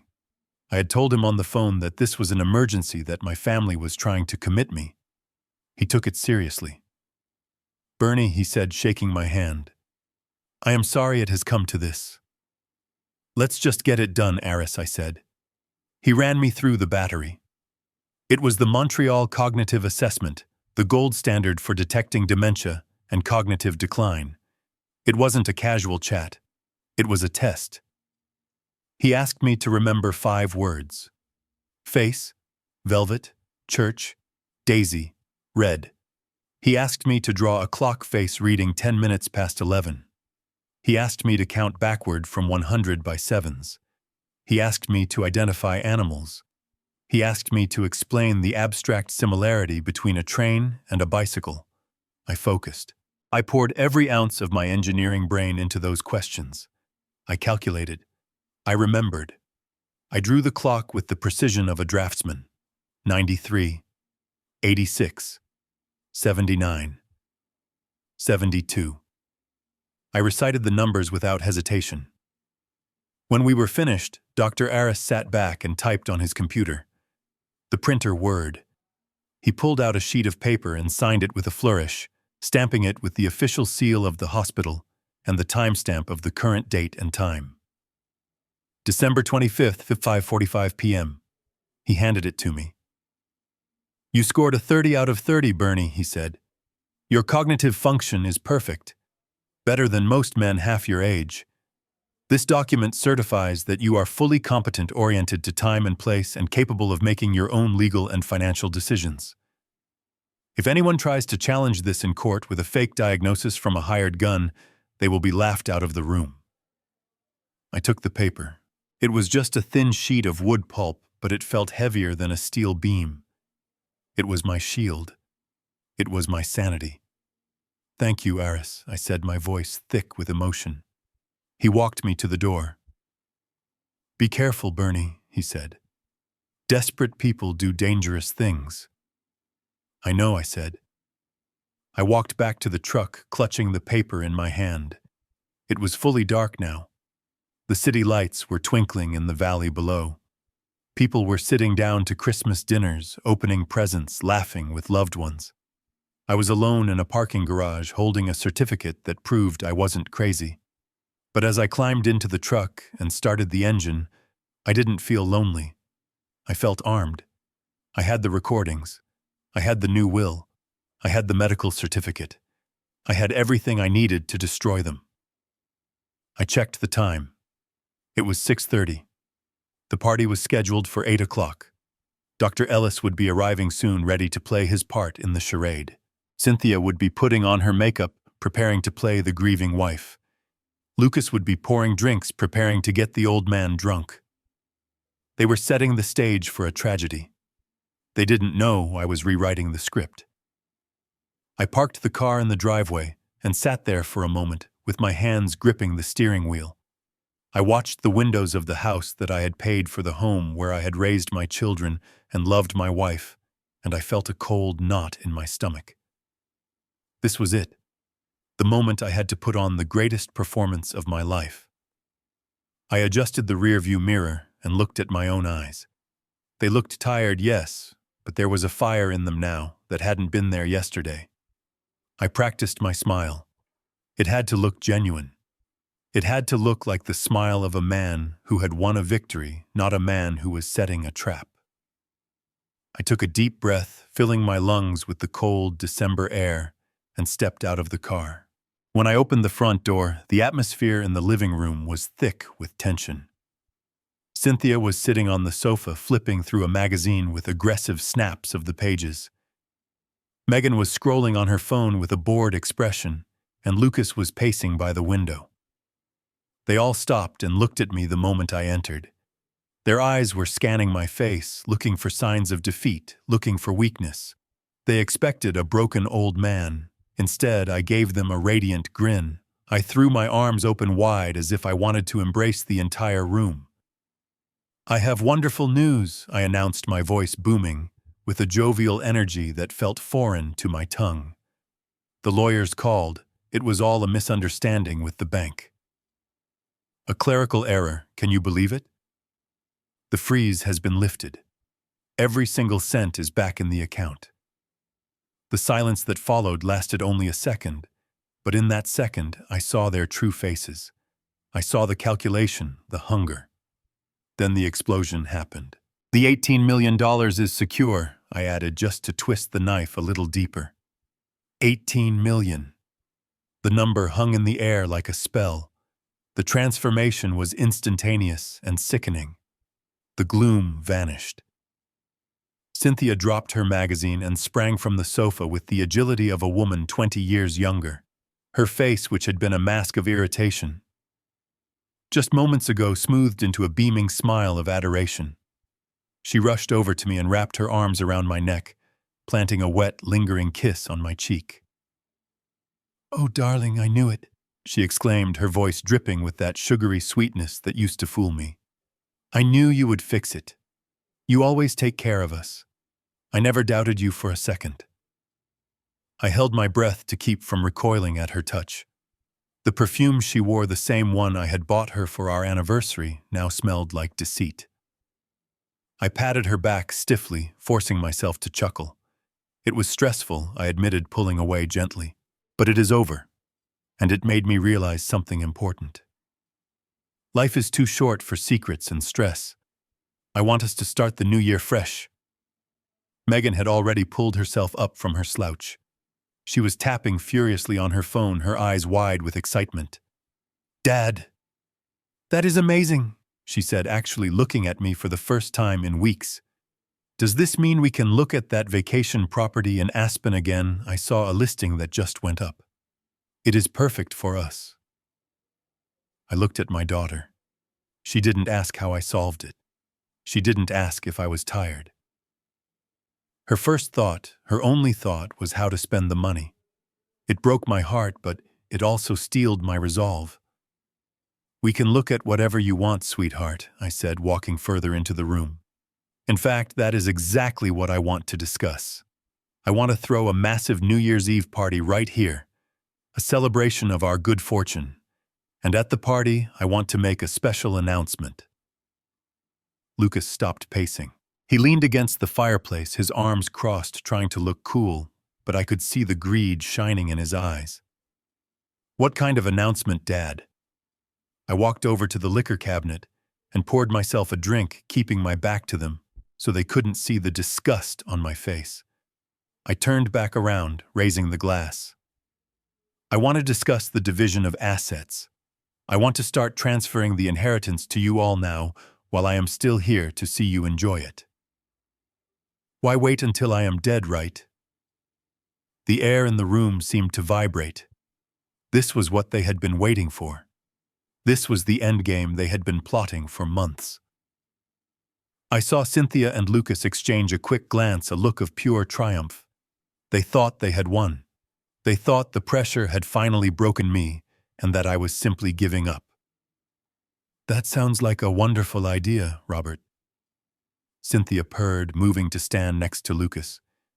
"You deserve to rest. You deserve to see your children happy." "Yes," I continued, taking a sip of my drink. "But there is one small thing." I tapped my temple with my index finger, putting on a confused, slightly worried expression. "You know, you were right, Cynthia. Lately I have been feeling a bit off. I forget things. I get confused about dates. Even today at the bank I had trouble remembering the account password for a minute." I watched them closely. This was the bait. I was validating their gaslighting. I was telling them exactly what they wanted to hear. Lucas stepped forward, his voice feigning concern. "We told you, Dad. You have been under a lot of stress. It is normal at your age to have some cognitive decline." "Exactly," I said, nodding slowly. "And because of that, I want to make sure everything is done perfectly. If I am going to sign over millions of dollars in assets, I do not want anyone to contest it later. I do not want anyone saying I wasn't in my right mind. So I have a condition for the party. Condition." Megan looked up from her phone, her brow furrowed. "Yes," I said firmly. "I want to invite a doctor to the party, a specialist. I want him to give me a quick checkup right there before I sign the papers, just to certify that I am lucid, that I am competent. A simple formality to protect you all." I saw the gears turning in their heads. I was offering them a golden opportunity. If they could get a doctor to declare me incompetent, they wouldn't just get the money I chose to give them. They could take control of everything. And if the doctor declared me competent, they still got the money I was promising. It seemed like a win-win for them. But I needed them to choose the executioner. I looked at Cynthia, my eyes wide and trusting. "The problem is, I do not trust my old doctor. He is too old-fashioned." "Cynthia, honey, do you know anyone? You have so many friends in the medical community. Do you know a doctor who is discreet, someone who understands how these things work and could come to the party for a private consultation?" The trap was set. I held my breath. If she suggested a random doctor, my plan might get complicated. But if she suggested him, the man I knew she was conspiring with, then I had them. Cynthia's eyes lit up. A smile played on her lips, a smile that was almost predatory. She looked at Lucas, and I saw her wink. It was subtle, barely a flicker of an eyelid, but I saw it. It was a signal. "Oh, Robert," she said, turning back to me, her voice smooth as silk. "I think that is a very wise decision. It shows you are being responsible. And actually, yes, I do know someone perfect. Dr. Ellis. He is a neurologist, very respected. He is a friend of a friend. I am sure I could persuade him to come. He is very understanding." Dr. Ellis. The name echoed in my mind. It was the same name I had seen on the text messages on her phone while she was sleeping. The man she'd been consulting with about dementia drugs. The man who was going to help them put me away. "That sounds perfect," I said, draining my glass. "Dr. Ellis it is. Invite him. Invite everyone. Let's make this the biggest celebration this family has ever seen." I smiled at them, and they smiled back. We were all smiling, but we were playing two very different games. They thought they were luring a senile old man into a trap where he would sign away his life. They didn't know that I was the one holding the keys to the cage. They didn't know that Dr. Ellis was walking into a lion's den and that I had already prepared a welcome for him that none of them would ever forget. "Go on," I urged them. "Start planning. Get the caterers. Get the decorations. Spare no expense." Megan squealed with delight and ran to hug me, her mind already spending the millions she thought were hers. Lucas clapped me on the shoulder, a gesture that felt patronizing and heavy. "You are doing the right thing, Dad," he said. "We will take care of everything." "I know you will, son," I replied softly. "I know you will." I excused myself and walked toward the stairs, claiming I needed a nap. As I ascended, I could hear their excited whispers erupting behind me. They were already celebrating their victory. I reached the top of the stairs and walked down the hallway to my study. I closed the door and locked it. The smile dropped from my face instantly. I walked over to the window and looked out at the gray winter sky. The stage was set. The players were in position. New Year's Eve was going to be a night of reckoning. They wanted a show, I would give them a show. I would give them a finale that would leave them breathless. I picked up my phone and dialed a number I had memorized. "It is on," I said when the voice on the other end answered. They took the bait. "Dr. Ellis is coming. Be ready." I hung up and sat in my chair, listening to the silence of the room, a stark contrast to the noise of greed downstairs. I closed my eyes and waited. The countdown had begun. The house glittered like a diamond in the cold darkness of New Year's Eve. Every light was on, casting a golden glow onto the snow-covered lawn. Inside, the air was heavy with the scent of expensive perfume roasting meat and the crisp, metallic tang of chilled champagne. Cynthia had outdone herself. She had spent my money with a ferocity that was almost impressive, transforming our living room into a ballroom fit for royalty. Crystal flutes clinked, jazz music played softly from the speakers, and my family moved through the room like sharks in silken tuxedos. I stood by the fireplace, a glass of sparkling water in my hand, watching them. To any outsider, I looked like the patriarch of a happy, wealthy dynasty. But beneath my tuxedo, my heart was beating a slow, steady rhythm of war. I was not the king of this castle tonight. I was the bait. The doorbell rang at exactly 8 o'clock. The sound cut through the chatter like a knife. Cynthia froze mid-laugh, her eyes darting to Lucas. I saw a silent signal pass between them, a look of nervous anticipation. Cynthia smoothed her dress, a shimmering silver gown that clung to her like a second skin, and walked toward the door with a practiced grace. I stayed where I was, gripping my glass, waiting for the executioner to arrive. When the door opened, a blast of icy air swept into the warm room, followed by a man who looked every inch the distinguished physician. Dr. Ellis was tall, with silver hair perfectly coiffed, and a suit that probably cost more than my first car. He carried a leather medical bag, an odd accessory for a party, but no one seemed to mind. He stepped inside, shaking the snow from his coat, and smiled. It was a smile that didn't reach his eyes. His eyes were cold, calculating, scanning the room until they landed on me. "There he is," Cynthia cooed, linking her arm through Dr. Ellis's and leading him toward me as if I were a prize exhibit.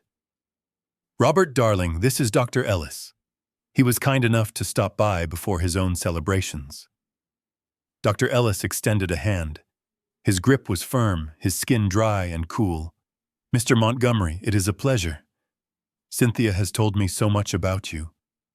"I am sure she has," I replied, letting my voice sound slightly weak, slightly tremulous. I let my hand linger in his a moment too long, playing up the frailty. "It is good of you to come, Doctor. My memory, it is not what it used to be." Dr. Ellis nodded sympathetically, but I saw the flicker of satisfaction in his gaze. He took a seat in the armchair opposite me while Cynthia and Lucas hovered close by like vultures waiting for a carcass. Megan was nearby pretending to text on her phone, but I could see her watching us in the reflection of the window. The trap was set. The party guests, a few friends and neighbors Cynthia had invited to witness, the spectacle drifted into the background, their conversations turning into a low hum. Dr. Ellis opened his bag and took out a small penlight and a notebook. He didn't waste time. He wasn't here to socialize. He was here to certify my incompetence. "Let us just have a little chat, Robert," he said, his voice smooth as oil. Just to make sure everything is in order before you make any big decisions tonight. Can you tell me what day it is? I furrowed my brow, acting as if the question required immense concentration. I looked around the room, letting my eyes dart nervously. It is winter, I said slowly. December, maybe. The 20th. I saw Lucas smirk. Cynthia let out a dramatic, sorrowful sigh. It is the 31st, Dr. Ellis corrected, gently scribbling something in his notebook. New Year's Eve. Do you remember that? Yes, of course, I stammered, rubbing my forehead. New Year's Eve. How could I forget? He continued his questions, becoming more pointed, more insidious. He asked me about the current president, about my address, about the names of my grandchildren. I answered some correctly, but for others I deliberately hesitated, gave the wrong name, or simply trailed off into silence. With every mistake I made, the tension in the room released slightly. They were relaxing. They believed it. They believed I was fading away right in front of them. Then came the gaslighting. Dr. Ellis leaned forward, looking deep into my eyes. Robert, do you often get confused about where you are? Do you ever find yourself getting lost in your own home? Before I could answer, Cynthia stepped in. Her voice was laced with a fake concern that made my stomach turn. Oh, doctor, it is terrible. Just the other day he walked into the kitchen and asked me who I was. He forgot my name. He forgot his own wife's name. She looked at me with wide, teary eyes, a perfect performance of the grieving spouse.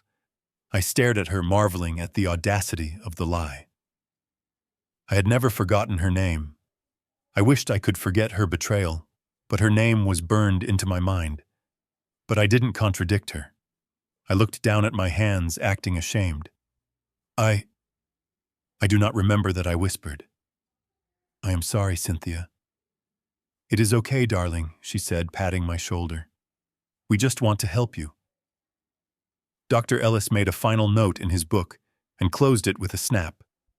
He looked up at Lucas and nodded. That was the signal. The diagnosis was made. In his professional opinion, bought and paid for, I was no longer capable of managing my own affairs.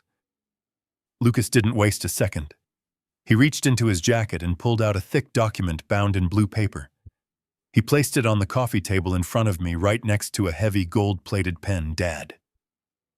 Lucas said, his voice trembling with suppressed excitement, since Dr.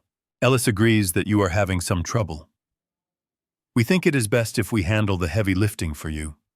We don't want you stressing over legal details or bank transfers.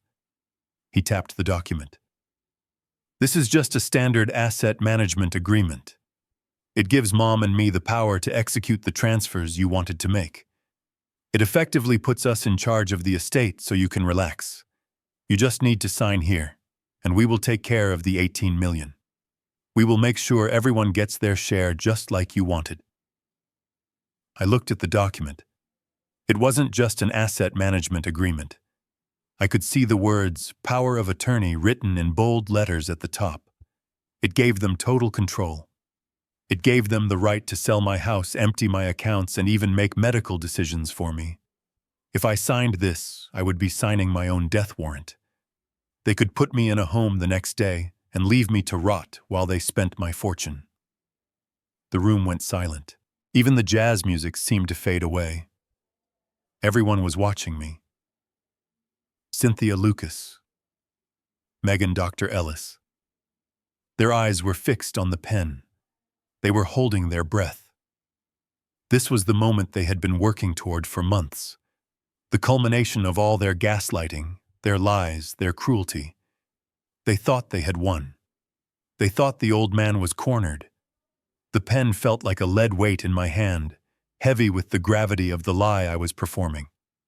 I held it suspended over the blue legal document, the nib hovering millimeters from the paper, threatening to touch down, but never quite making contact.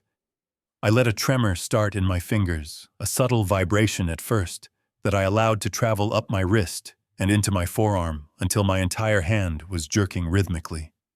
I bit my lower lip, furrowing my brow in a mask of intense, painful concentration, selling the image of a man whose own body was failing him.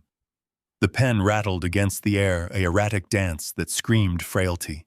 From across the coffee table, Dr. Ellis watched me with the predatory gaze of a hawk circling a field mouse. He brought a small silver voice recorder to his lips, pressing the record button with a casual, practiced arrogance. His voice was low, clinical, and utterly damning as he narrated my performance for the official record. "Patient exhibits severe intention tremors," he murmured, his eyes tracking the violent shaking of the gold-plated pen. "Signs of acute anxiety and significant spatial disorientation are evident. Patient appears unable to initiate fine motor tasks required for signature execution without extreme difficulty.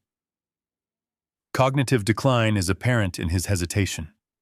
He was dictating my demise sentence by sentence, turning my acting into a medical diagnosis that would strip me of my rights.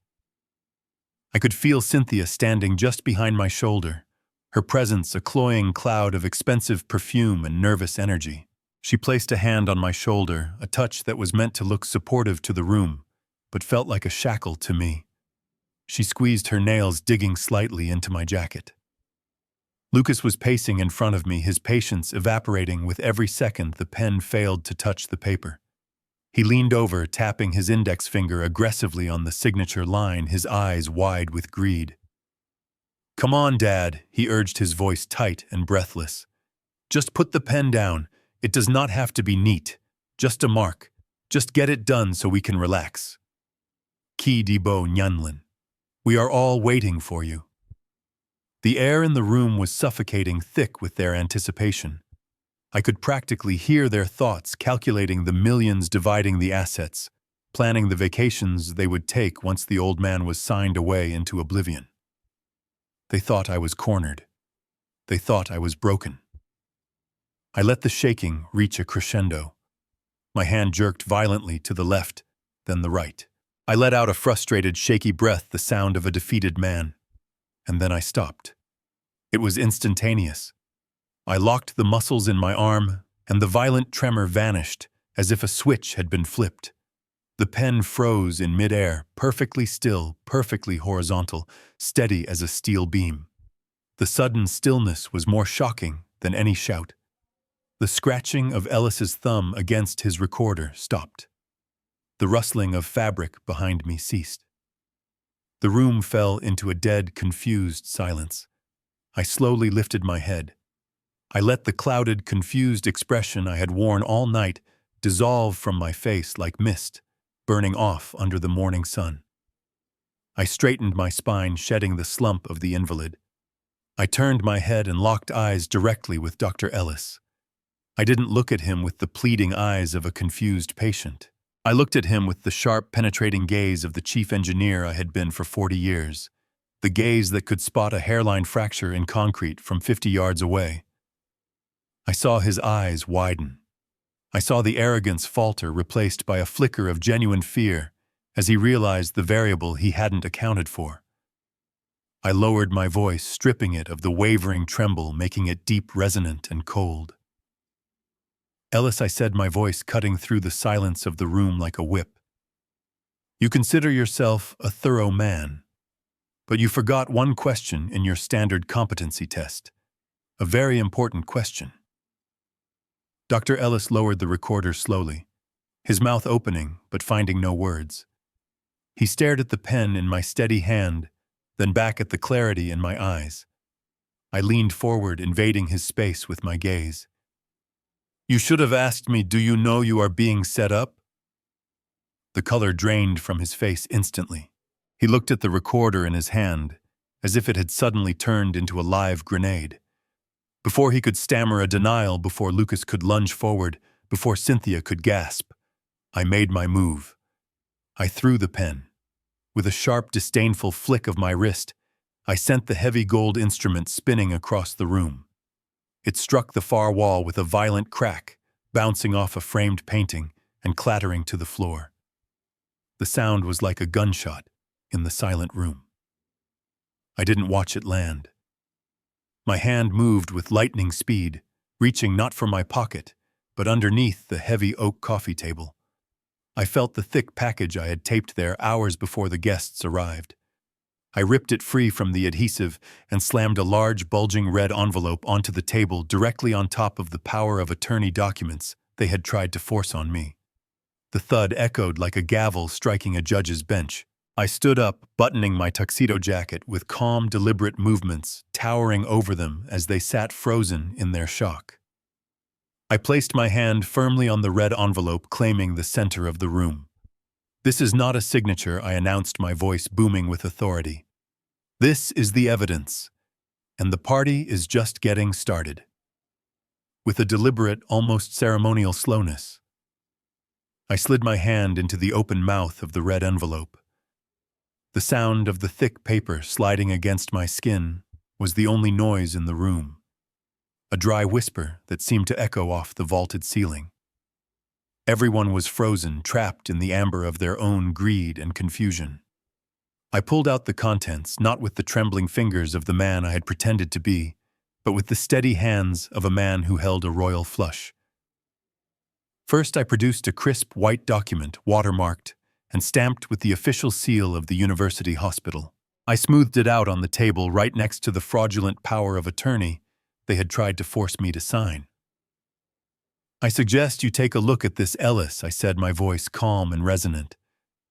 "That is a comprehensive neurological evaluation conducted yesterday morning by Dr. Aris, the department head at the university hospital. I believe you know him. He is the man whose job you always wanted, but never had the talent to get." Dr. Ellis stared at the document as if it were radioactive. He didn't need to pick it up to know what it said. I read the summary aloud for the benefit of the room, my voice projecting to the back corners where the guests were watching in stunned silence. "Patient exhibits cognitive function in the 99th percentile for his age group. No signs of dementia, Alzheimer's, or cognitive decline. Decision-making capacity is fully intact. Grade A mental health status." I let the paper fall back onto the table. It landed with a soft slap that felt like a judgment. I looked at Lucas, whose mouth was hanging open, his eyes darting between me and the damning medical report. "You wanted a doctor, son," I said, coldly. "I got the best. And he says I am saner than anyone in this room." But the paper was just the prologue. The main event was still in my hand. I reached back into the envelope and pulled out a small black digital audio recorder. It was identical to the one Ellis had been using, a poetic bit of symmetry that I had planned carefully. I saw Cynthia's eyes widen. She recognized it. She realized in a horrific flash of clarity that her privacy had been an illusion. "You see, Cynthia?" I continued, turning my gaze to my wife. "You thought my memory was failing. You told everyone I was forgetting names, forgetting dates. But my memory has been excellent. In fact, it has been recording." I placed the device on the center of the table and pressed the play button.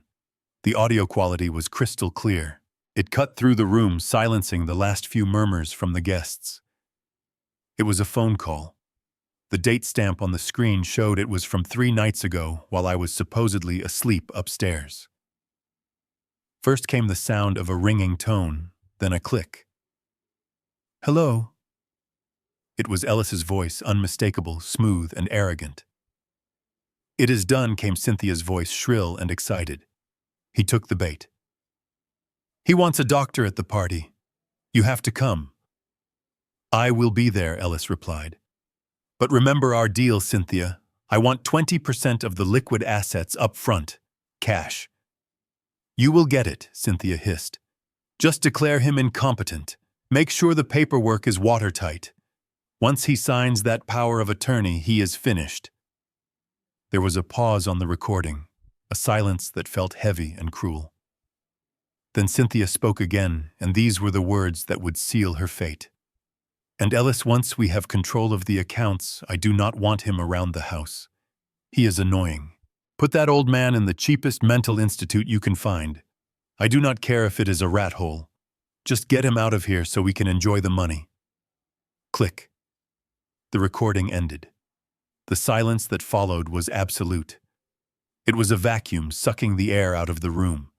It was the sound of a life, a marriage, and a family shattering into a million irreparable pieces. Then the crash came. Cynthia's hand, which had been clutching her crystal champagne flute, went limp. The glass fell tumbling through the air in slow motion before smashing against the hardwood floor. The sound was violent, a sharp explosion of crystal and wine that splattered across the hem of her silver dress. She didn't even flinch. Her face had drained of all color, leaving her looking like a wax statue, a pale, terrified ghost of the woman who had thought she ruled my world. She stared at the recorder as if it were a venomous snake that had just bitten her. Lucas let out a strangled sound, a whimper of disbelief. He stepped away from his mother, backing up until he hit the mantel of the fireplace, looking at her with a mixture of horror and realization. He had been greedy, yes, but to hear his mother talk about throwing me into a rat hole, it broke something inside him. Dr. Ellis reacted with the desperation of a trapped animal. He stood up so abruptly that his heavy armchair tipped backward and crashed onto the floor. He grabbed his medical bag, his eyes wild, darting toward the front door. "This is illegal," he stammered, his voice pitching high with panic. "You cannot record me. This is entrapment. I am leaving." He took 2 steps toward the hallway, thinking he could outrun the consequences of his actions. He thought he could just walk out into the snow and disappear back into his life of prestige and fraud. He was wrong. The front door, which had been closed against the winter night, was thrown open with a force that rattled the windows. A gust of wind swirled into the room, carrying snowflakes that danced in the chandelier light. But it wasn't the weather that stopped Dr. Ellis in his tracks. Standing in the doorway framed by the darkness was a figure that embodied the law. It was Sterling, my attorney, a man whose integrity was as unshakable as my own. He was dressed in a long wool coat, his face grim and determined, and he was not alone. Flanking him were 2 uniformed police officers, their hands resting on their belts, their expressions serious. "Going somewhere?" Dr. Sterling asked, his voice cutting across the room. Ellis froze. He looked from the police to the back door, calculating his odds, but he knew it was over. He slumped, his shoulders dropping as the fight left him. Sterling stepped into the room, shaking the snow from his shoulders. He walked past Ellis and came to stand beside me. He looked at the red envelope on the table, then at the shattered glass on the floor, and finally at me. He gave a single, curt nod of respect. "Officers," Sterling said, pointing a gloved finger at the trembling doctor. "That is Dr. Nathan Ellis. I have already filed the digital evidence with the district attorney's office this afternoon. The charges are extensive: medical fraud, conspiracy to commit grand larceny, elder abuse, and professional misconduct." The 2 officers moved with practiced efficiency. They marched across the room, their heavy boots thudding on the floor. One of them grabbed Ellis's arm, spinning him around. The metallic ratchet of handcuffs clicking into place was the loudest sound in the world. It was the sound of justice. It was the sound of the trap snapping shut. "You have the right to remain silent," the officer recited, his voice a monotone drone that contrasted with the chaos of the scene. Ellis was hauled away, protesting weakly, his dignity stripped away along with his freedom. As they dragged him past Cynthia, she let out a sob, her legs finally giving way. She collapsed onto the sofa, burying her face in her hands, her silver dress pooling around her like liquid mercury. Sterling turned to me. "The police are also taking the recording into evidence, Robert, and they have questions for your wife." I looked down at Cynthia. She was weeping, shaking, a broken woman. But I felt no pity. I had reserved my pity for the man she wanted to throw into an asylum. I had saved my compassion for the husband she had planned to erase. "Happy New Year, Cynthia," I said coldly. "I hope it was worth it." The party was over. The guests were whispering, some leaving hurriedly, others staring in fascination. But I didn't care about them. I looked at Lucas and Megan, who stood paralyzed in the wreckage of their greed. I had saved my fortune, yes. But more importantly, I had saved my dignity, And as the police officer approached Cynthia to read her rights, I knew that this was the only way it could have ended. The truth, sharp and brutal, had finally arrived. The heavy oak door clicked shut behind the officers and Dr. Ellis, leaving a silence in the room that was heavier than the noise of the arrest. The flashing red and blue lights from the patrol cars outside washed over the walls, painting the terrified faces of my family in alternating shades of bruise-colored purple and cold neon. I adjusted my cuffs and turned slowly to face the wreckage of my lineage. My eyes landed first on Lucas. He was slumped against the mantel of the fireplace, looking like a puppet whose strings had been cut. His face was gray, and beads of sweat stood out on his forehead, despite the chill in the room. He looked at me not with the arrogance he had shown an hour ago, but with the raw, panicked terror of a child who has broken something he cannot fix. I walked toward him. The sound of my shoes on the hardwood floor was rhythmic and deliberate. I stopped 2 feet away from him, invading his personal space, forcing him to look up at me.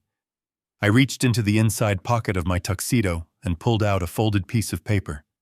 It was a credit report. I unfolded it and held it up so he could see the damning numbers in the dim light. $200,000, Lucas. I said, my voice low and devoid of any warmth. That is the number, isn't it? That is the gambling debt you have been hiding. That is the hole you dug for yourself with online casinos and high-stakes poker games you had no business playing. You thought the $18 million was your bailout. You thought you could sign me away into an asylum and use my life's work to plug the leak in your own pathetic existence. Lucas flinched as if I had struck him. He opened his mouth to speak, to lie, to spin some story, but the words died in his throat. He saw the knowledge in my eyes. He knew there was nowhere left to hide. I am not paying a single cent, I continued, letting the paper drop from my hand. It fluttered to the floor, landing near his polished shoes. Not a penny. I worked for 40 years to build my fortune. I built bridges, I built skyscrapers, I built a legacy. You built nothing but a mountain of debt and lies. You have 2 choices now, son. You can go out there and get a job, a real job with your hands and your sweat, and pay off your creditors dollar by dollar for the rest of your life. Or you can go to prison for credit fraud because I know about the loans you took out in my name. Lucas let out a strangled sob. His knees gave way, and he collapsed onto the floor. He grabbed the hem of my trousers, his fingers digging into the fabric, his face contorted in a mask of desperate pleading. "Dad, please," he begged, tears streaming down his face, mixing with the snot running from his nose. "They will kill me. These are dangerous people. You cannot leave me like this. I am your son. Please, just help me this one time. I will change. I swear I will change." I looked down at him. I looked at the top of his head, the son I had taught to ride a bike, the boy I had carried on my shoulders. I searched my heart for a flicker of pity, for a spark of that unconditional love that had blinded me for so long. But I found nothing. The well was dry. He had drained it drop by drop, with every lie, with every betrayal. I stepped back, pulling my leg free from his grasp. "You are not a child, Lucas. You are a 40-year-old man who tried to imprison his own father. If you are man enough to gamble with sharks, you are man enough to deal with the consequences. Figure it out." I stepped over him, leaving him weeping on the floor, a broken man in a puddle of his own making. I did not look back. My attention turned to the woman sitting on the sofa. Cynthia. She was staring at the shattered champagne glass on the floor, her face a blank mask of shock. She looked up as I approached, and for a moment I saw a flash of the old fire, the indignation, the entitlement. "You cannot do this to him," she hissed, her voice trembling with rage. "He is your blood. You are a monster." "A monster," and I repeated, tasting the word. "Perhaps. But a monster is what you made me. You called me difficult, Cynthia. You told Dr. Ellis I was impossible to live with. You told everyone I was a burden. Well, let me show you just how difficult I can be." I gestured around the room at the high ceilings, the expensive art, the life she loved so much. You think this is your house? I said, my voice calm and deadly. You think because you picked out the curtains and spent my money on renovations that you own this place. You do not. This house was an inheritance from my parents long before I met you. It is a premarital asset. The cottage on the lake is in my name alone. The accounts are in my name. Cynthia stood up, her hands balling into fists. Her face flushed a deep, angry red. So what? She screamed, her voice shrill and piercing. We are married. I have rights. You cannot just kick me out. Watch me, I said. I pulled out my phone and checked the time. It is 10 o'clock. I am giving you exactly 30 minutes. You will go upstairs. You will pack one suitcase of personal items, clothing and toiletries only. No jewelry that I bought you. No art. No electronics. Just the essentials. And then you will leave. Leave, she gasped, her eyes bulging. Leave to go where? It is freezing outside. It is New Year's Eve. I do not care, I replied coldly. Go to a hotel. Go to your sister's. Go to hell for all I care. But you will not sleep another night under my roof. You will not eat another meal at my table. Cynthia stared at me, her chest heaving. The reality of her situation was crashing down on her. The luxury, the status, the comfort, it was all evaporating like smoke. She realized she had gambled everything on one cruel play, and she had lost. I have been your wife for 45 years, she shrieked, her voice breaking into a hysterical wail. 45 years, I cooked your meals. I washed your clothes. I raised your children. How can you throw that away? We have a history. 45 years, Bernie. I leaned in close until I could see the cracks in her foundation makeup, until I could smell the fear radiating off her. 45 years, I said softly, my voice hard as diamond. And you were willing to sell me down the river in 45 minutes. You were willing to lock me away in a rat hole just to get your hands on my money. You erased 45 years the moment you signed that deal with Ellis. Now get out. Your time is ticking. She looked at me and she saw that there was no mercy left. She let out a sound that was half scream, half sob, and ran for the stairs, stumbling in her heels. I watched her go. I watched the woman I had loved for half a century flee from me like a thief in the night. And as I stood alone in the center of the silent room, surrounded by the remnants of the party that never happened, I felt a strange sensation wash over me. It was not sadness. It was not anger. It was relief. The cancer was cut out. The wound could finally begin to heal. The morning sun poured through the floor-to-ceiling windows of the penthouse, bathing the room in a warm golden light that felt nothing like the cold, fluorescent glare of the past. From up here on the 30th floor, Pittsburgh looked like a toy city. The steel bridges spanning the Allegheny River glittered like silver necklaces, and the cars moving along the highways were just silent specks of color. I took a sip of my coffee, savoring the rich, dark roast. It was quiet here, a peaceful, heavy silence that I had come to cherish over the last 6 months. No screaming, no demands for money, no whispering behind my back. Just me and the city, and the endless possibilities of a new day. I turned away from the view and walked over to the large drafting table that dominated the center of the living room.